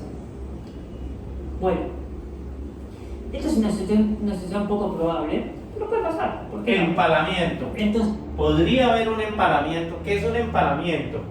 Es incrustarse algo dentro del cuerpo de la persona. Sí. ¿Podría haber un empalamiento dentro de una piscina? Empalamiento. Empalamiento. ¿Qué es empalamiento? El niño llevaba un matachito, se cayó encima del matachito y se clavó el brazo en el matachito. O llevaba un lápiz o un lapicero en la mano. Sí, claro, podría ser porque uno al tirarse del agua, el agua mantiene fuerza. No, se cayó, entonces llevan algún para jugar y ese algo para jugar tiene una punta y en medio de ese juego y de esa actividad que está haciendo el niño se resbala, se cae, se chuza y se lo clava. Entonces, por eso, dentro de cada uno de los botiquines debe haber un vaso plástico o debe haber un vaso de icopor. Sí. ¿Con qué propósito? Con el propósito de que si la persona se clavó algo, entonces yo lo tengo que inmovilizar. ¿Y cómo lo inmovilizo? Pues con el vaso, le abro un hueco al vaso, le pongo acá y con la venda se lo sostengo. ¿Cómo me queda? Inmovilizado. Entonces no puede romper nada allá adentro, ni tampoco genera tanto dolor. ¿Qué es lo que genera dolor? Que esto tenga movimiento. Entonces la persona cuando ya no le duele, se estabiliza, no grita, ya se siente protegido y lo podemos dirigir al centro médico. Claro. ¿Sí? Pero nuestro principal propósito es que Tener un vaso. de salvaguardar la vida, inmovilizarlo, ¿vale? Entonces siempre en los botiquines debe haber un vaso plástico o un vaso de icopor para poder prestar el apoyo en las piscinas. Entonces, la primera cuestión que seguramente No tratar de sacarlo. no sacar lo que está clavado es real, está bien, no hay que hacerlo, eso lo saben todos. Ahora, ¿por qué? Primero, porque claro, si hay algo roto vas a agrandar. Exacto. Pero la segunda pregunta es, ¿qué ganaría yo con sacarlo? No es que te saqué lo clavado y listo, a tu casa. Ya está bien, mira, ni hice una marquita chiquita. No, esto hay que intentar fijarlo para que si está adentro no siga rompiendo, no rompa las otras cosas. Y después decir, bueno, lo que hacen es cortar un poco más para sacar. Bueno, intoxicaciones. Acá dos comentarios, sobre todo con el tema del monóxido de carbono. Intoxicación. ¿Pueden haber intoxicaciones en la piscina? Pues posiblemente sí. En el sauna, en el turco, También. ¿cierto? ¿Por qué? En el sauna y en el turco lo que producimos es vapor de agua, ¿cierto? Vapor de agua. Pero hay personas que llegan y entonces le echan una hierbita, otras llegan y traen otras hierbitas, y hay personas que pueden presentar intoxicación con ese tipo de hierbas, ¿no? Entonces siempre hay que estar pendientes. ¿Qué trae la persona? No, es que yo traigo menta, hierbabuena, albahaca. No, muéstrenmela a ver. Porque puede traer otra hierba que no sea de esas y producir una intoxicación. En la piscina, ¿con qué se pueden intoxicar las personas? Tenemos los productos químicos de la piscina, ¿cierto? El cloro, la lumbre, ¿cierto? Sí, el limpiador, ¿cierto? Entonces, si nosotros vamos y utilizamos esos productos químicos y los envasamos, por ejemplo, en un Gatorade, entonces llega un niño y en determinado momento dice, ¡ay, un Gatorade! Y llega y come y se toma ese producto químico, puede haber una intoxicación. Entonces mis productos químicos deben de estar almacenados adecuadamente, deben de tener bien tapados, deben de estar señalizados cuáles son los peligros, cuáles son los riesgos y cuáles son los controles en caso de que se consuma ese producto químico. Entonces, tener en cuenta las intoxicaciones. ¿Hay personas que se pueden intoxicar con cloro? Sí, total. ¿Cierto que sí? El vapor del cloro, el olor del cloro, Sí. entonces se pueden intoxicar. ¿Cómo se presenta una intoxicación? Primero, pérdida de la conciencia, cómo afecta sobre todo el tema nervioso, el tema del respiratorio, el sistema respiratorio, entonces hay que tener mucha precaución. Digo, que el carbono se produce por la combustión parcial del gas que sale de la hornalla o del termotanque o lo que fuera, el calefón. La llama tiene que ser azul, tiene que ser siempre azul. Cada vez que tiene un poco de amarillo, está quemando mal. Si es un poquito, bueno, no sé lo que es pero está quemando mal. El tema es que el monóxido no tiene olor. El gas que viene por la tubería, para que uno use, está odorificado a propósito para que uno lo pueda sentir. Tampoco tiene ese olor el gas. Pero el monóxido, una de las primeras cosas que produce cuando hay intoxicación es mareos, náuseas y vómitos. Entonces, frente a la mínima sospecha, uno tiene que intentar obviamente identificar si es por eso o no en el hospital, porque a veces grandes cantidades de monóxido carbónico en sangre, cuando el monóxido carbónico quedan dando vueltas, generan daños neurológicos irreversibles a largo plazo, generan cuadros de parkinsonismo. Muchos de los chicos de Dr. Mañón, una de las secuelas que tuvieron fue producto del monóxido de carbono, que no los mató, y es más, a los que mató la mayoría no murieron por el monóxido de carbono, de hecho creo que son muy pocos, pero sí dejó muchas secuelas de parkinsonismo por el monóxido. Por supuesto que alejarse de la fuente de intoxicación, sea el humo que sea, ¿no es cierto? Bueno, durante un tiempo lo que se hacía cuando la intoxicación era por boca era hacerlo vomitar a la persona. No, meter los dedos que vomite. ¿Qué pasa? Hay algunos elementos, algunas sustancias químicas que con el ácido del estómago se potencian, se hacen peores, se hacen más corrosivas. Entonces, lo que tragó quizá no es tan grave, pero al tener contacto con el ácido gástrico se hace más grave. Entonces yo la hago pasar por el esófago, rompo el esófago, que es un gran problema. La persona más puede tener cierta alteración de la conciencia, entonces quizá aparte se le va la vía aérea, estoy generando muchos problemas. La clave es ir a un hospital, llamar a intoxicaciones e ir a un hospital. De hecho, en los hospitales, en las cuales mismas, nosotros también llamamos al Posadas o al Fernández o al Gutiérrez, que son los que tienen igual de toxicología, porque es una especialidad bastante específica, es decir, hay que saber mucho para actuar bien. Entonces, es complejo, sí señora. Ya ves, muchas veces pasa que sabes que el chico se metió en una sala de máquinas, que tomó algo, salió compulsivando y no sabes qué tomó. Entonces, el entrenamiento del toxicólogo también pasa por eso. Igual, siempre, agua y agua, en los ojos, en la piel, donde sea. El agua es nuestro principal aliado. No hay que perder el tiempo. Después a veces en el hospital se le da carbón activado, que es una cosa negra que se le da por boca o por sonda, y eso se pega a las moléculas de lo que tragó y se elimina sin generar daño. Electrocución, esta es una sesión también. ¿Puede haber electrocución en las piscinas? Sí, claro. ¿Cierto que sí? Entonces, ¿se acuerda cuando también uno llegaba corriendo a la tienda a pedir algo en la tienda? Entonces uno llegaba corriendo y tocaba el mostrador y ¡pum! Le pegaba El corrientazo. el corrientazo, ¿cierto? Sí. Entonces, una persona que está corriendo alrededor de la piscina y si los manubrios para bajar a la piscina son metálicos, llega y se cuelga los manubrios y va a sentir ese corriente en un contacto directo con la corriente eléctrica. O suelta los manubrios, no le pegó tan duro, o se cayó a la piscina, o se golpeó contra el piso, ¿cierto? Entonces hay que tener cuidado con esa energía estática. ¿Pueden haber cables eléctricos? Sí, claro, tenemos el sistema alumbrado, tenemos el sistema eléctrico que maneja todas las instalaciones eléctricas que están dentro de la piscina. Entonces, está la alarma que hay que ponerla también ahora en las piscinas, que debe ser con luz. es que tiene conexión eléctrica. Debemos de estar pendientes entonces que no le metan cables, simplemente que sean conectores adecuados, de acuerdo a la norma, de acuerdo a lo que tenga protección contra las personas, ¿sí? Entonces, ¿debo estar pendiente también del sistema eléctrico de la piscina? Sí, claro. Para que las personas no. O cuando la motobomba también se llene de agua, que haya un escape, anunciar, porque eso es para nosotros. Pues si yo entro al cuarto de bombas y el cuarto de bombas está inundado y ahí hay cables eléctricos, ¿qué me puede pasar? Electrocución, ¿cierto? Y causa la muerte. Probable, pero de altísima mortalidad, ¿no?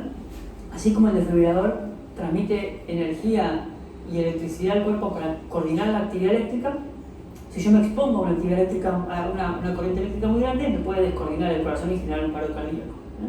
Entonces, principalmente lo obvio es alejar al paciente de la fuente de electricidad. Clásico, un palazo en la mano, ¿no? Que sea en la mano, ¿no? Que no sea en la otra parte del cuerpo. ¿Para qué se utiliza en realidad el palo? O algún objeto de madera.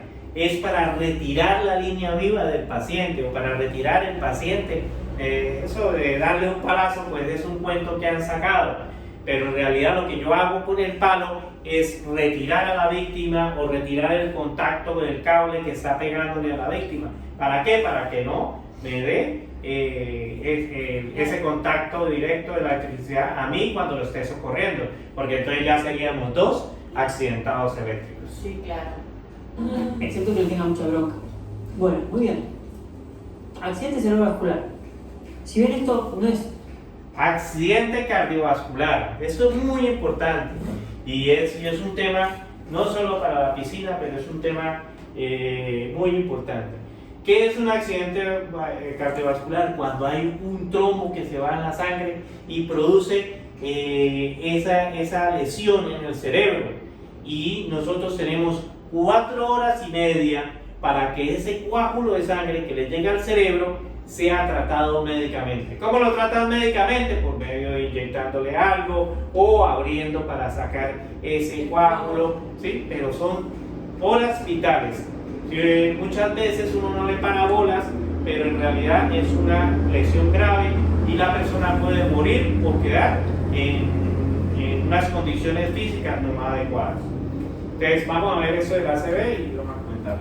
Específicamente es un accidente, es un evento cardiovascular, no es un accidente, puede ser prevenible.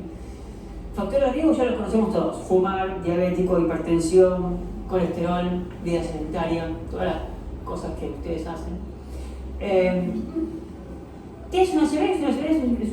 Durante un momento, parte del cerebro no está recibiendo la sangre que tiene que recibir. Entonces, la función que cumple esa parte del cerebro no la está pudiendo cumplir. El año pasado, o el anterior año pasado, cuando se comenzó con esta campaña, que es una buena campaña, que intenta identificar las formas más frecuentes de ACV. Si uno no puede hablar, ya sea porque no le salen las palabras o porque se le traba la lengua, empieza a hablar y no le salen las palabras, o quiere decir teléfono y dice micrófono, o quiere decir inodoro y dice auto, lo que fuera, eso. También usted puede identificarlo porque se le tuerce la boca. Y no sabe hablar. Se tuerce la boca y entonces va a decir teléfono, dice casa, o va a decir carro, y eso le pregunta de dónde viene y la persona balbucea, cómo se llama, no sabe, o dice... o no puede pronunciarlo. O no puede pronunciarlo adecuadamente. Segundo, los brazos. Y el tema de los brazos es muy importante. Usted le dice a la persona, levante un brazo, levante el otro brazo, y la persona se le caen los brazos. O se le cae un brazo o se le caen ambos brazos. Lo que sí es que no lo puede sostener así como yo lo estoy sosteniendo. ¿No? Si usted ve a una persona que usted le dice, levante los brazos y la persona se le cae el brazo, muy seguramente tiene una ACV. Entonces tienes 4 horas y media para llevarlo al centro médico. Puede ser una ACV hasta que se demuestre lo contrario. Cualquier evento neurológico agudo es una ACV hasta que se demuestre lo contrario, ¿no? Decir esto es peligroso porque puede generar muchas más consultas de las que normalmente generaríamos. El tema es que yo tengo 4 horas y media para sacar el coágulo que se pegó en el cerebro, ¿no? Y lo puedo sacar con un anticoagulante por la sangre o lo puedo sacar con un catéter, ir a buscarlo y sacarlo como si fuera un sacacorcho. Ahora, esas 4 horas y media incluyen darse cuenta de que alguien tiene ACV, llevarlo a un hospital, que lo atiendan, que le hagan una tomografía, que el neurólogo decida que hay que darle esta medicación. O sea que 4 horas y media pasan volando, ¿no? Entonces, si una persona quiere levantar los brazos y se le cae uno, ese brazo es tonto, ese brazo. Lo mismo puede pasar con las piernas, o que eso pueda estar alojado en otra parte del cerebro que nos haga ir para el costado, ¿no? Eso, de un momento a otro, ¿eh? Esto no es que está mamado y entonces no puede hacer algo y cree que tiene que hacer. Entonces, hablar, la dicción, brazos y la sonrisa por la simetría de la cara, ¿no? O sea, es una de las cosas más llamativas. A veces es algo bastante sutil, es simplemente sentir la mano más pesada o sentir la mano más torpe.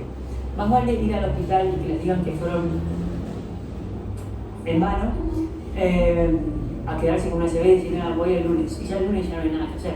La ACV es la principal causa de discapacidad, ¿no? ¿Alguna pregunta de esto o no? Convulsiones. ¿Pueden pasar las convulsiones en la piscina? Ah, claro, sí, señor. ¿Cierto que sí? El niño convulsiona y uno no sabe. Epiléptico. Es epiléptico y uno no sabe. Tuvo una intoxicación y está convulsionando. Tuvo fiebre, tiene fiebre y está convulsionando. Sí. Hay muchos factores con los cuales puede la persona convulsionar.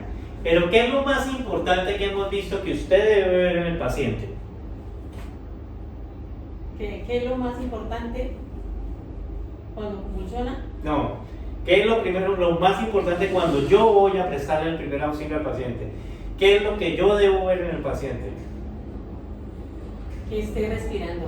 Que respira y que esté consciente. Consciente. Entonces, si yo tengo un paciente que está convulsionando, respira, está consciente, pero está convulsionando. ¿Qué pasa con estas personas cuando convulsionan? Lo que pasa es que muy seguramente segregan saliva, lo que llamamos baba muy comúnmente. Entonces lo que yo tengo que hacer es ponerlo de lado para que con esa saliva no se asfixie. Pero si respira y está consciente, debo esperar a que él termine su ciclo o evolucione. No tengo que meterle el dedo. Hay gente que le mete una cuchara para que no se coma la lengua. La lengua es muy larga, la lengua uno solo ve cierta parte de la lengua, pero la lengua llega hasta aquí, entonces no hay la posibilidad de que una persona se coma la lengua. Entonces no tengo que meterle ni cuchara, ni el dedo, nada. Tengo que prestarle el primer auxilio.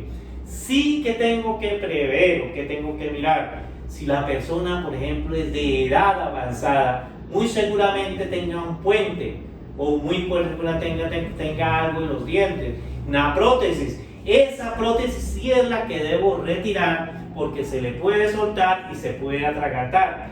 Pero en esos casos especiales, ¿y cómo lo veo? Simplemente al abrirle la boca, la vía aérea, usted identifica si tiene una prótesis. ¿Por qué? Porque muy seguramente se ven los ganchitos o se ve la forma de la prótesis en la boca y se le retira suavemente la boca. Si está generándole problemas o si se ve que se está moviendo. De resto lo dejo tranquilo. ¿Y qué he hecho antes? He llamado a emergencias y espero, lo tranquilizo, ¿cierto? Sí. ¿Qué pasa cuando un paciente, yo llego a prestarle el primer auxilio y dice, ¡ay, no, se murió! ¡Ay, no, se me cayó la mano! ¿Qué pasa con ese paciente? Pues se va a agitar mucho más, él se va a sentir más nervioso. Va a entrar en shock. Exacto. ¿Y qué necesito yo decirle a ese paciente? Tranquilo, ya viene ayuda. Si le conozco el nombre, le digo por el nombre, para que él se tranquilice. Al tranquilizarse, entonces se le baja la presión arterial, se sostiene el mismo paciente. Y eso es para lo que a mí me contrataron. De salvavidas. Eso es mi función. Eso es lo que yo tengo que hacer. Nada más, no me invento que hacerle traqueotomía, que hacerle... No tengo que inventarme nada de eso. Hago lo que es, para lo cual me quisieron encontrar. Sí. El mito principal a identificar en las convulsiones: la lengua es imposible de tragar. Nadie se puede tragar la lengua, excepto lengua en la vinagreta o intento de lengua. Entonces, ¿qué hacer con una persona que convulsiva? Ponerlo de costado. Intentar ponerlo de costado y que no se golpee. El gran problema es los golpes que se puede dar. Por supuesto que en la convulsión, la más conocida es la que sacude el cuerpo y lo pone duro. Hay otro tipo de convulsiones, por ejemplo, estar de repente hablando así, quedarse, que es una ruptura de contacto, u otras cosas, ¿no? Pero lo importante es la que más miedo da, que es esta, la que el tipo se cae al piso y se sacude. Espero que se pase, la enorme mayoría se van a pasar solas, la persona va a quedar como obligada, despertándose de a poquito, y ahí, si hay un epiléptico que no tomó su medicación, bueno, podrá ir el lunes a su médico y decirle, che, volví a convulsionar. Si nunca había convulsionado, esa persona tiene que ir al hospital hoy, ¿no? Porque puede ser por múltiples motivos convulsivos, y puede ser por causas que potencialmente son mucho más graves que una convulsión. Pero acuérdense, ponerlo de costado para que no se aspire si vomita y no mucho más. No metan la mano en la boca, ¿eh? La fuerza que hace la contracción de la mandíbula, corta un dedo, tranquilamente corta un dedo. Nada, no vas a poder abrir la mandíbula. La mandíbula es un músculo muy muy fuerte, el macetero, no la vas a poder abrir la boca y no tiene mucho sentido. Si se mordió la lengua, ya se la mordió. Si uno pudiera, intentaría empujar la mandíbula para afuera para mejorar la vía aérea, pero tampoco es posible. Ponerlo de costado y que no se golpee. Bueno, síncope y hipotimia. Es imposible morirse de un síncope, ¿no? La clásica del pasado que decía, se murió de un síncope. El síncope es la pérdida de la conciencia, la pérdida del tono postural y la restitución íntegra sin intervención médica. O sea, yo hago pum al piso y me recupero. Eso es un síncope. La hipotimia es lo que uno siente antes de desmayarse, o también se llama presíncope, que es esta sensación como de uno deja de escuchar, se apagan las luces, uno siente que se va a desmayar. Esto puede estar presente o no, depende de qué pase. El síncope se produce porque transitoriamente no le llega suficientemente sangre al cerebro por múltiples motivos. La enorme mayoría de las veces son motivos benignos, que es lo que se llama el síncope vasovagal o el síncope situacional, donde hay una falta de coordinación entre la frecuencia cardíaca y la presión, por ponerlo de alguna forma. La enorme mayoría de las veces sucede, de este caso sucede ayuno, roca, 38 grados, así apretado que ni siquiera uno se cae del piso porque como no hay lugar. De esas condiciones que acabamos de escuchar, ¿qué hay en la piscina? Calor, 38 grados. Sí. ¿Sí ve? Entonces, ¿le puede dar a una persona un síncope? Sí, claro que sí. Claro, en el sauna. El sauna. Hace poquito hubo una señora mayor que murió ¿Sí? porque el encargado se ausentó y se descuidó que ella estaba en el. Entonces, el trabajo del salvavidas, mal llamado piscinero, salvavidas, el trabajo del salvavidas es controlar el tiempo. Uno ve el salvavidas y ¿por qué denigran tanto del salvavidas? ¿Por qué dicen, pusieron allá a esa persona y no, ese ya que no hace nada? ¿Por qué? Porque se paran los salvavidas, se ponen a mirar el celular y se ponen a hacer otras cosas diferentes. En cambio, tengo un sauna, tengo un turco, entonces entró tal persona al turco, matarlo dentro de esta persona, no para llevarle el control, para llevarle el tiempo. 10 minutos y no salió a ducharse, 15 minutos y no salió a ducharse. Yo no lo puedo sacar a duchar, pero sí le puedo abrir la puerta. Se ha visto que antes que entonces llega el encargado del sauna, llega el encargado del turco y abren la puerta y le echan agua, pero la puerta está abierta y revisa a las personas, verifica que todas las condiciones físicas están bien y les da una recomendación. Ya llevan 15 minutos, por favor, cuando puedan salgan a ducharse. Uno no se puede meter en un sauna y quedarse ahí y darse No, porque eso produciría un síncope, pérdida del oxígeno en el sauna y en los turcos, pierdo el oxígeno, pierdo líquidos. Al perder líquidos, esos líquidos que estoy perdiendo hacen que haya una deshidratación. Y adicionalmente, la temperatura, al subir la temperatura hay menos oxígeno. Entonces, por eso es que el ritmo cardíaco, a la medida que va pasando el tiempo, va subiendo ese ritmo cardíaco. Entonces, las recomendaciones y los protocolos del sauna y el turco dicen máximo 15 minutos. Una persona debe salir y debe reposar el mismo tiempo que estuvo dentro del sauna o el turco. Entonces, una persona que estuvo 15 minutos debe reposar 15 minutos otra vez.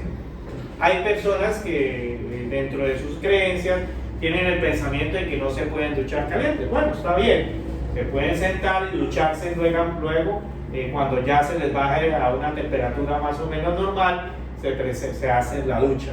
Pero debe siempre ducharse. ¿Para qué? Primero, para restituir un poco del agua que ha generado, que ha salido del cuerpo. Segundo, para que baje la temperatura a un nivel normal, para que vuelva a hacer su proceso el sauna y el turco. El sauna lo que hace es abrir los poros y el turco lo que hace es que el vapor limpie el área, genere una transpiración y un cambio de las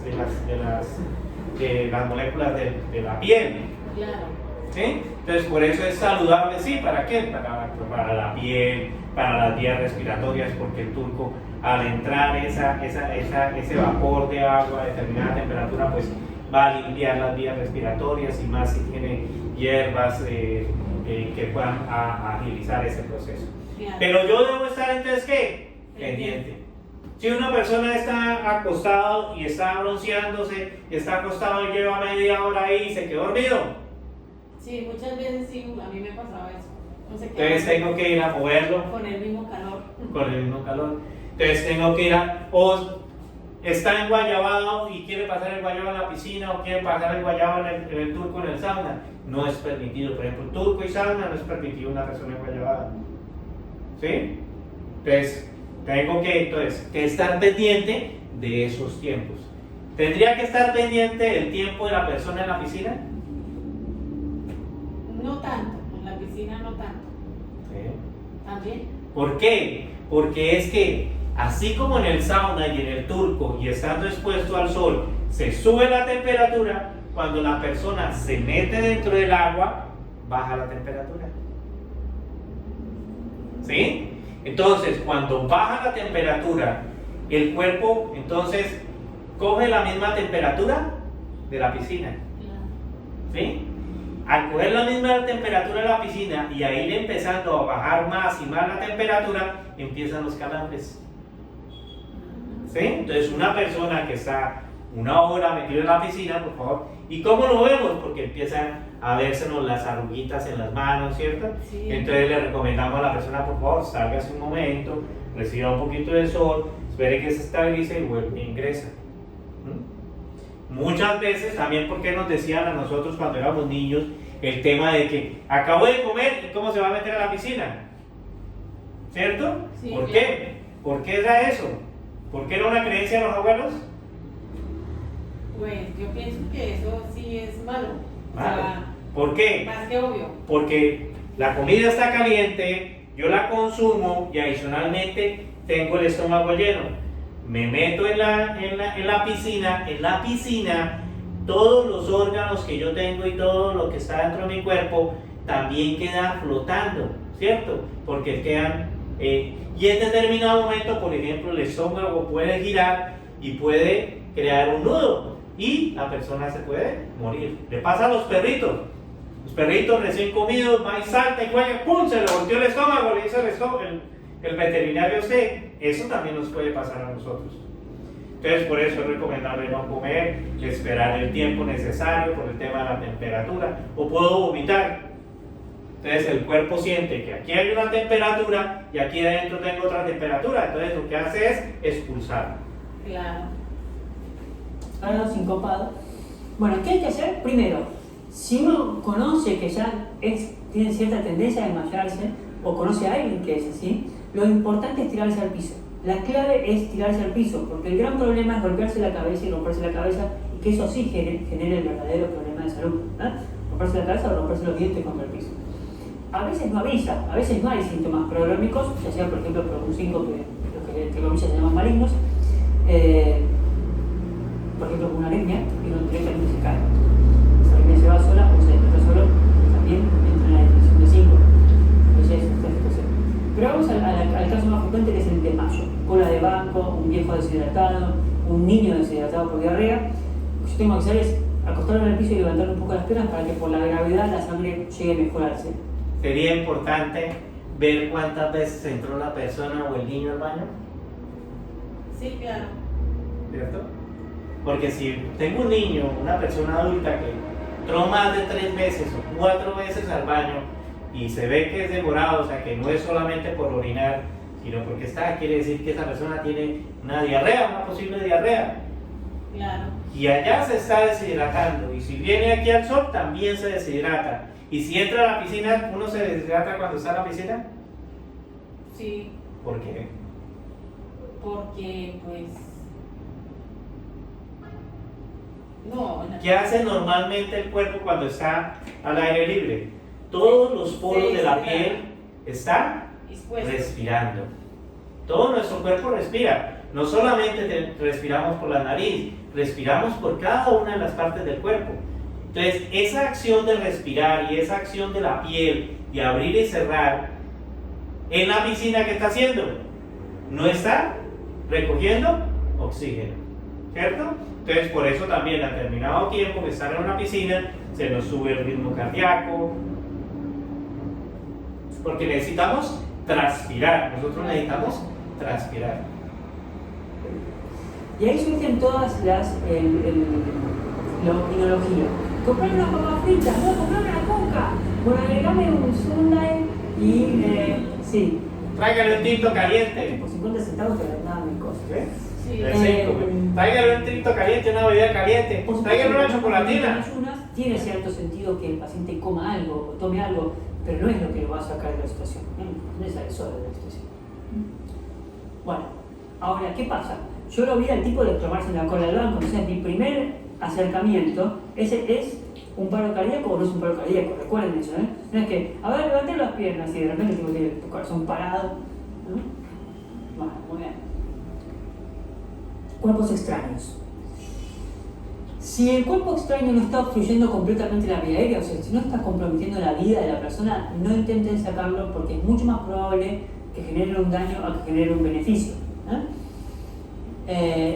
Si no están seguros de que lo pueden sacar, no se metan porque lo más probable es que lo empujen. Típico caso, algo en la boca, la madre le rastrea con el meñique y ¡tac! Empuja para adentro la bolita y ya está. O, por ejemplo, tráeme esa piecita de pilar que me compré que es espectacular y de repente el niñito se movió ¡clac! Y se le clavó en el cerebro, otra situación. Entonces hay tiempo. Si es en el oído, en el otorrino, igual al otorrino, si es en los ojos, hay el oftalmo, hay tiempo para esto, no hagamos cosas extrañas. No tocar, está bien. No es raro que los chicos se metan cosas en la nariz y que capaz se den cuenta por el olor a podrido que te salió.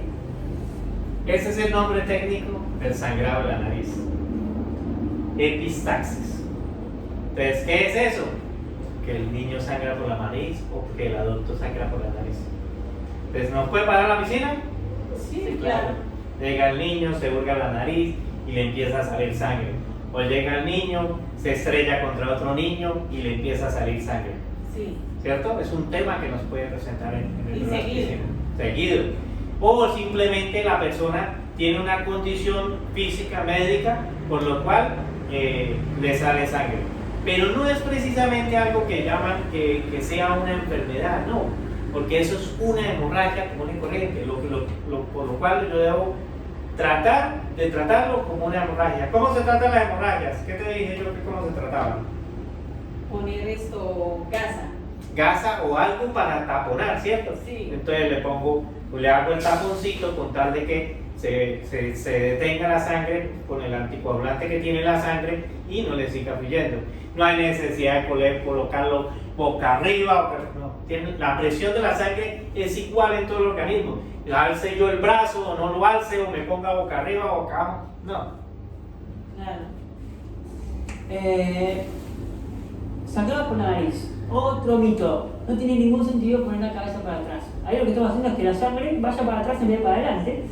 Y encima genera un segundo problema, que es que el chico se llena de sangre en la panza y eso es muy nauseabundo. Y después termina vomitando sangre y uno no sabe si la sangre venía del estómago o si venía de la nariz. Entonces, ¿qué hago con esto? Con el índice y con los dos primeros, con el pulgar, con el índice, el mayor y el pulgar, aprieto la nariz, sí. Aprieto un poco la parte del hueso y otro poco la parte blanda. Aprieto, eso va a generar un coágulo. Después de eso tengo que hacerle sonar la nariz al chico. Si es muy chiquito y no sabe sonarse, probablemente salga solo. Y después vuelvo a apretar un poco. Si es un nene que se mete mucho los dedos en la nariz, o un adulto, ¿por qué no? Tiene algún sentido poner un algodón. Si no, no, porque la sangre viene de un poco más arriba. ¿Cuál es la idea de sacar el coágulo? Nosotros todos vivimos constantemente coagulando y anticoagulando. Vivimos en un equilibrio muy complejo de eso, no es que no estamos haciendo ni una cosa ni la otra. Estamos haciendo las dos cosas al mismo tiempo, todo el tiempo. Entonces, cuando algo sangra, se genera el coágulo y el cuerpo dice, papá, acá hay un coágulo, vamos a ir a desarmarlo. Entonces se pone en marcha todos los mecanismos para desarmar ese coágulo, que lo que va a hacer es que yo no pueda detener el sangrado que causó el coágulo inicialmente, ¿se entiende? Entonces yo cuando saco ese coágulo, hago una especie de foja cero y ayudo a que coagule mejor, ¿no? En general hay coágulos grandes. Si la sangre es mucha, otro mito que está buenísimo, que es le salió sangre de la nariz, le salvó la vida porque es un fusible del cerebro. ¿Es real ese mito? ¿Lo habían escuchado o no? Sí, es real. No tiene nada que ver. Es verdad que hay algunos tipos de sangrado de la nariz que se producen en pacientes mayores hipertensos, que son por una arteria en particular, que eso sí requiere atención en guardia con un otorrino, pero nada de fusibles del cerebro ni nada. Si no, cambiaríamos fusibles por la nariz. Bueno, ¿preguntas hasta acá? No. Vamos a hacer una especie de ping-pong de cosas rápidas, simples, pero frecuentes. Dolor de pecho y aspirina. Si a una persona que ustedes creen que le está doliendo el pecho de causa cardíaca y ustedes le dan una aspirina para que mastique o 2 aspirinetas, están mejorando mucho la capacidad de sobrevivir al infarto. Clave. ¿Creen que puede ser un infarto? Que mastique una aspirina o 2 aspirinetas, eso disminuye enormemente la mortalidad. Después, si era por otra cosa. ¿La aspirineta? Sí. Traumatismo Pero del ya cráneo, golpes en la cabeza. cada ¿Cuánto persona no se van al debe hospital ir al sin médico? tomografía? Esto es la cuestión O sea, clave. es decisión de la persona. Yo no le puedo decir, oiga, usted debería utilizar una espineta. ¿Qué me pasó? Me golpeé la cabeza y no sé bien qué me pasó. Si tuve pérdida de la conciencia, por supuesto que tengo un sistema neurológico o me puedo dormitar. Si me sale sangre, o sea, me generé un corte, una lesión costoso cortante de las clavículas para arriba, eso ya amerita hospital de tomografía. Si rompí el casco, si se hundió la cabina del auto, si me separé de la bici o de la moto más de 3 metros, todo eso amerita latigazo relativo, porque si no hay golpe en la cabeza, no, si pegaste, pegaste. Más de 65 años, anticoagulados. A esos, además de ir a hacer al hospital a hacer la tomografía, hay que estar muy atentos para las 2 o 3 semanas posteriores. Caso más conocido de nuestra expresidente, que se golpeó la cabeza y a las 2 semanas tenía síntomas neurológicos producto de la acumulación de cobre y había que sacar ese cobre. Entonces, cualquier adulto, no diría muy mayor, con que tenga más de 60 años, 60, ya de ahí para adelante, el riesgo está aumentado. En los chicos hay que llevarlos, el golpe es mayor a la altura del chico, sobre todo. Lo van a revisar neurológicamente, muy probablemente no les hagan tomografía y le van a dar las pautas de alarma clásicas, que son si el chico se pone muy irritable, si el chico vomita o si el chico no se puede despertar. Otro mito, el que se golpea la cabeza se puede dormir tranquilo, no hay problema con dormirse. ¿Quieres dormir? Dormir. Lo que yo tengo que hacer es poder despertarlo cuando quiero despertar. Si no lo puedo despertar, ese es un problema. Pero no, que no se duerma. Bueno, abulsión de piezas dentarias, cuando se golpea y sale el diente entero. Cuando sale el diente entero yo tengo un tiempo, 1 hora y media, 2 horas y media, para poner el diente de nuevo y que ese diente quede como si nada. Quizá el único mensaje es, primero, saber que eso es posible de arreglar y meter el diente en leche. Hay soluciones específicas para guardar dientes, pero nadie tiene eso, imagínense ahí la farmacia. Lo mismo pasa con los dedos. ¿Tiene soluciones para guardar dientes? Entonces hay veces en que un dedo, al amputarse, se puede volver a colocar. Pero entonces también tiene que ser cómo lo voy a preservar. Ahí lo que dicen es que si una persona se le cae un diente completo, se lo pueden volver a colocar, sí, pero tendría que tener unas condiciones especiales y nadie carga una solución de esas para echar el diente. Entonces no hay que tratar de preservar ese tipo de elementos porque no se va a poder realizar esa... Los que tienen dientes postizos. Eso sí. Sospecha de trauma de columna, eso lo vimos recién con el tema de cómo agarrar. Acuérdense, no lo sueltan hasta que no llega al collar o la tabla. No lo sueltan. Por examen diabéticos.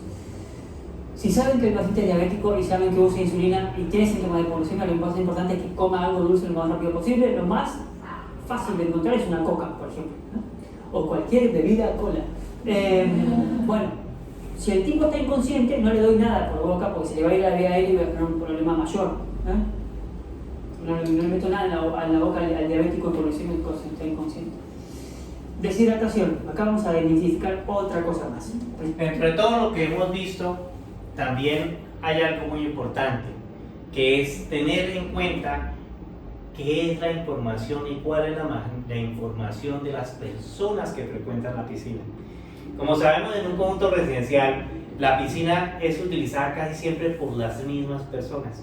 Es muy poco el que llega nuevo a utilizar las piscinas, ¿cierto? Sí, claro. Entonces, yo debo estar pendiente de qué hablan las personas. Porque entonces la persona cuando va entrando le dice, tomaste la pastilla, se aplicó la insulina, no se asolee mucho porque usted acuerda que se le sube la tensión. Entonces va haciendo como que un inventario de cuáles son las condiciones de cada persona. Entonces esa es la agilidad del salvavidas y esa es la razón de ser del salvavidas. Entonces es cómo tener esa visión para prestar un servicio adecuado, para salvar una vida. ¿Cómo? Entonces estar pendiente de qué enfermedad tienen las personas, de qué hablan las personas, ¿sí? Para que nos sirva de información para el trabajo que hacemos. Claro. La causa de deshidratación es no tomar la cantidad suficiente de agua porque no tienen una diarrea que lo está matando. Entonces, una de las cosas que pasa con las diarreas es que reavivan un reflejo de la infancia, que es el reflejo gastrocólico, que es lo que hacen los bebés, comer y defecar. Entonces, como pasa eso, los adultos tampoco quieren comer porque se les reviva y creen que lo que están comiendo es lo que está saliendo. No es así, es parte de un reflejo.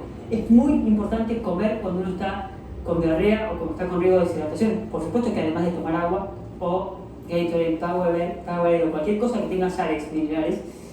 ¿Por qué es importante comer? Por el mismo motivo que usamos las sales de rehidratación oral. Con cada molécula de cloruro de sodio entra una molécula de agua. Entonces, cada vez que pasa eso, uno se está hidratando mejor. Entonces, por eso es importante comer. Si quieren comerse 3 Big Macs, pueden comérselo. Que es el más pesado, pero no pasa nada. La verdad es que coman. Picaduras y mordeduras. ¿Pueden existir picaduras y mordeduras dentro de una piscina? Sí, claro, picaduras de zancudos, mordiduras, como la culebra, pues posible. Sí, también es cierto. Sí. Entonces, picaduras, ¿cuáles? Las abejas y las avispas. Sí. ¿Por qué vienen las abejas y las avispas a la piscina? Primero, porque el niño trae gumugún. El dulce atrae la avispa y la abeja. ¿Qué se unta la señora o el señor para broncearse? Aceite. Aceite de coco, aceite de manzana, aceite de panela, Coca-Cola, Zanahoria. zanahoria, todo dulce. Entonces, ¿qué pasa? Vienen las abejas y las avispas. ¿Sí? Entonces, ¿puede haber una picadura? Sí. ¿Qué hacer en caso de una picadura? No hay que chupar el área, no hay que tratar de sacar el aguijón. Se recomienda que la persona orine. ¿Por qué? Porque sale, es una forma de defensa. ¿Puede tomar agua?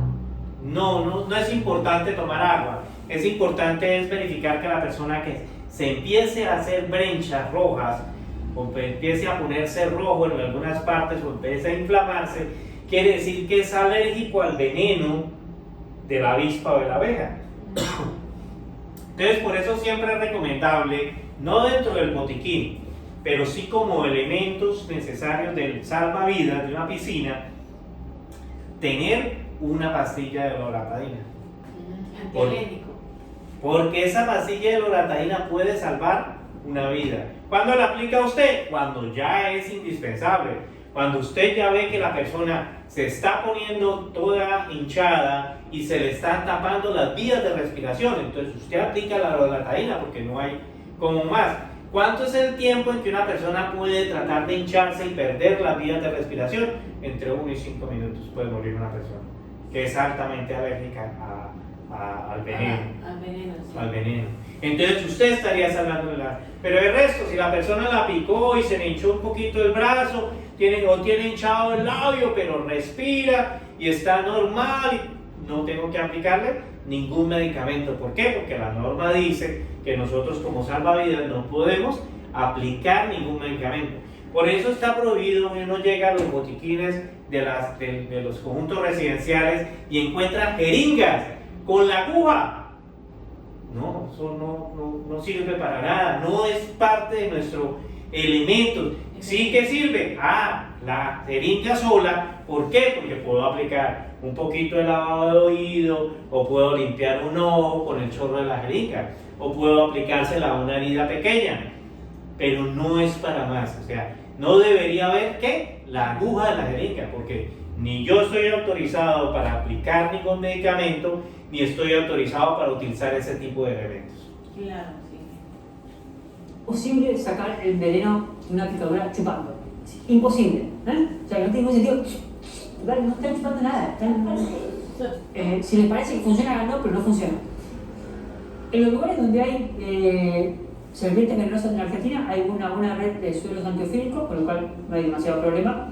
Si la serpiente está fuera de su lugar, ahí sí es un problema, porque yo los quiero ver si lo pican la serpiente acá, donde encontramos suelos antiofílicos. Idea. Digo, sí. Ahí sí. Not gonna turn.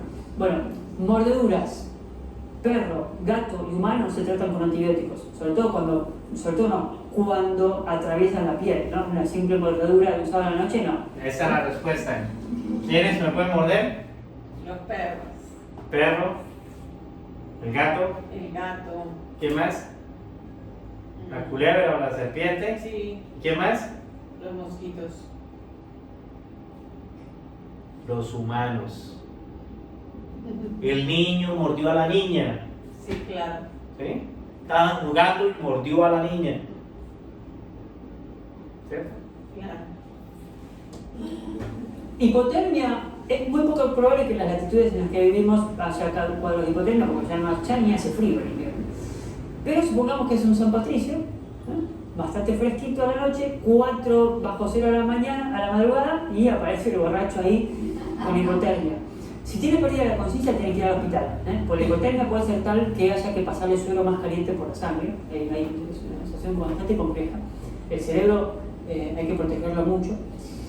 Si está consciente, bueno, con abrigarlo un poco. Quizás la única salvedad es no meterlo al lado de una fuente de calor muy fuerte, porque eso puede tener una especie de efecto paradojal. Es simplemente abrigarlo y calentarlo. Y por último, el ahogamiento o la asfixia por inmersión, que es cuando una persona se ahoga en el agua. Esto no funciona como un cuerpo extraño, no es algo bloqueando la vía aérea. Esto está directamente en el pulmón. ¿Sí? Los pulmones son como esponjas, donde cada circulito es un lugar donde el oxígeno entra para que el dióxido de carbono salga de la sangre. Es una membrana muy fina. Entonces, cuando eso se empieza a llenar de agua, es muy difícil que yo lo pueda sacar. Pierdo partes funcionales del pulmón. Entonces, misma situación que al principio de la charla. Yo saco a la persona del agua, mar, pileta, lo que sea. ¿Tiene paro? No tiene paro. Si tiene paro cardíaco, lo activo el sistema de emergencia y arranco. ¿Qué pasa? La anoxa que me generó el paro fue la falta de oxígeno porque el pulmón no está funcionando. Yo no estoy ganando mucho no estoy sacando mucha agua con mis compresiones. Entonces tiene que venir una fuente de oxígeno para que el poco pulmón que todavía sirve esté con el máximo oxígeno posible. Eso puede ser suficiente o puede no ser suficiente. Eventualmente se puede con un fibroscopio especial, digamos, intentar chupar un poco de agua, pero imagínense que yo tengo una esponja metida dentro de una caja rígida que es el tórax, o sea que no la puedo aplastar mucho. Es una situación muy grave, muy grave. Pero recuerden, ¿tiene paro? No tiene paro. ¿Qué es lo que está diciendo ahí? Que esa persona que adicionalmente necesita que yo le haga el procedimiento de RSP, adicionalmente sí necesita oxígeno, pero necesita un oxígeno específico. ¿Por qué? Porque se ahogó, porque le faltó oxígeno. ¿Sí? Entonces, por eso en cada conjunto residencial, en cada equipo de emergencia que haya en la propiedad horizontal, debe haber un equipo de oxígeno portátil. ¿Para qué? Para podérselo colocar a la persona y, mientras tanto, hacerle el procedimiento de RCP. RCP, de animación cardiopulmonar. ¿Listo? Listo. Ok, perfecto. Entonces, vamos a descansar un minutico y continuamos.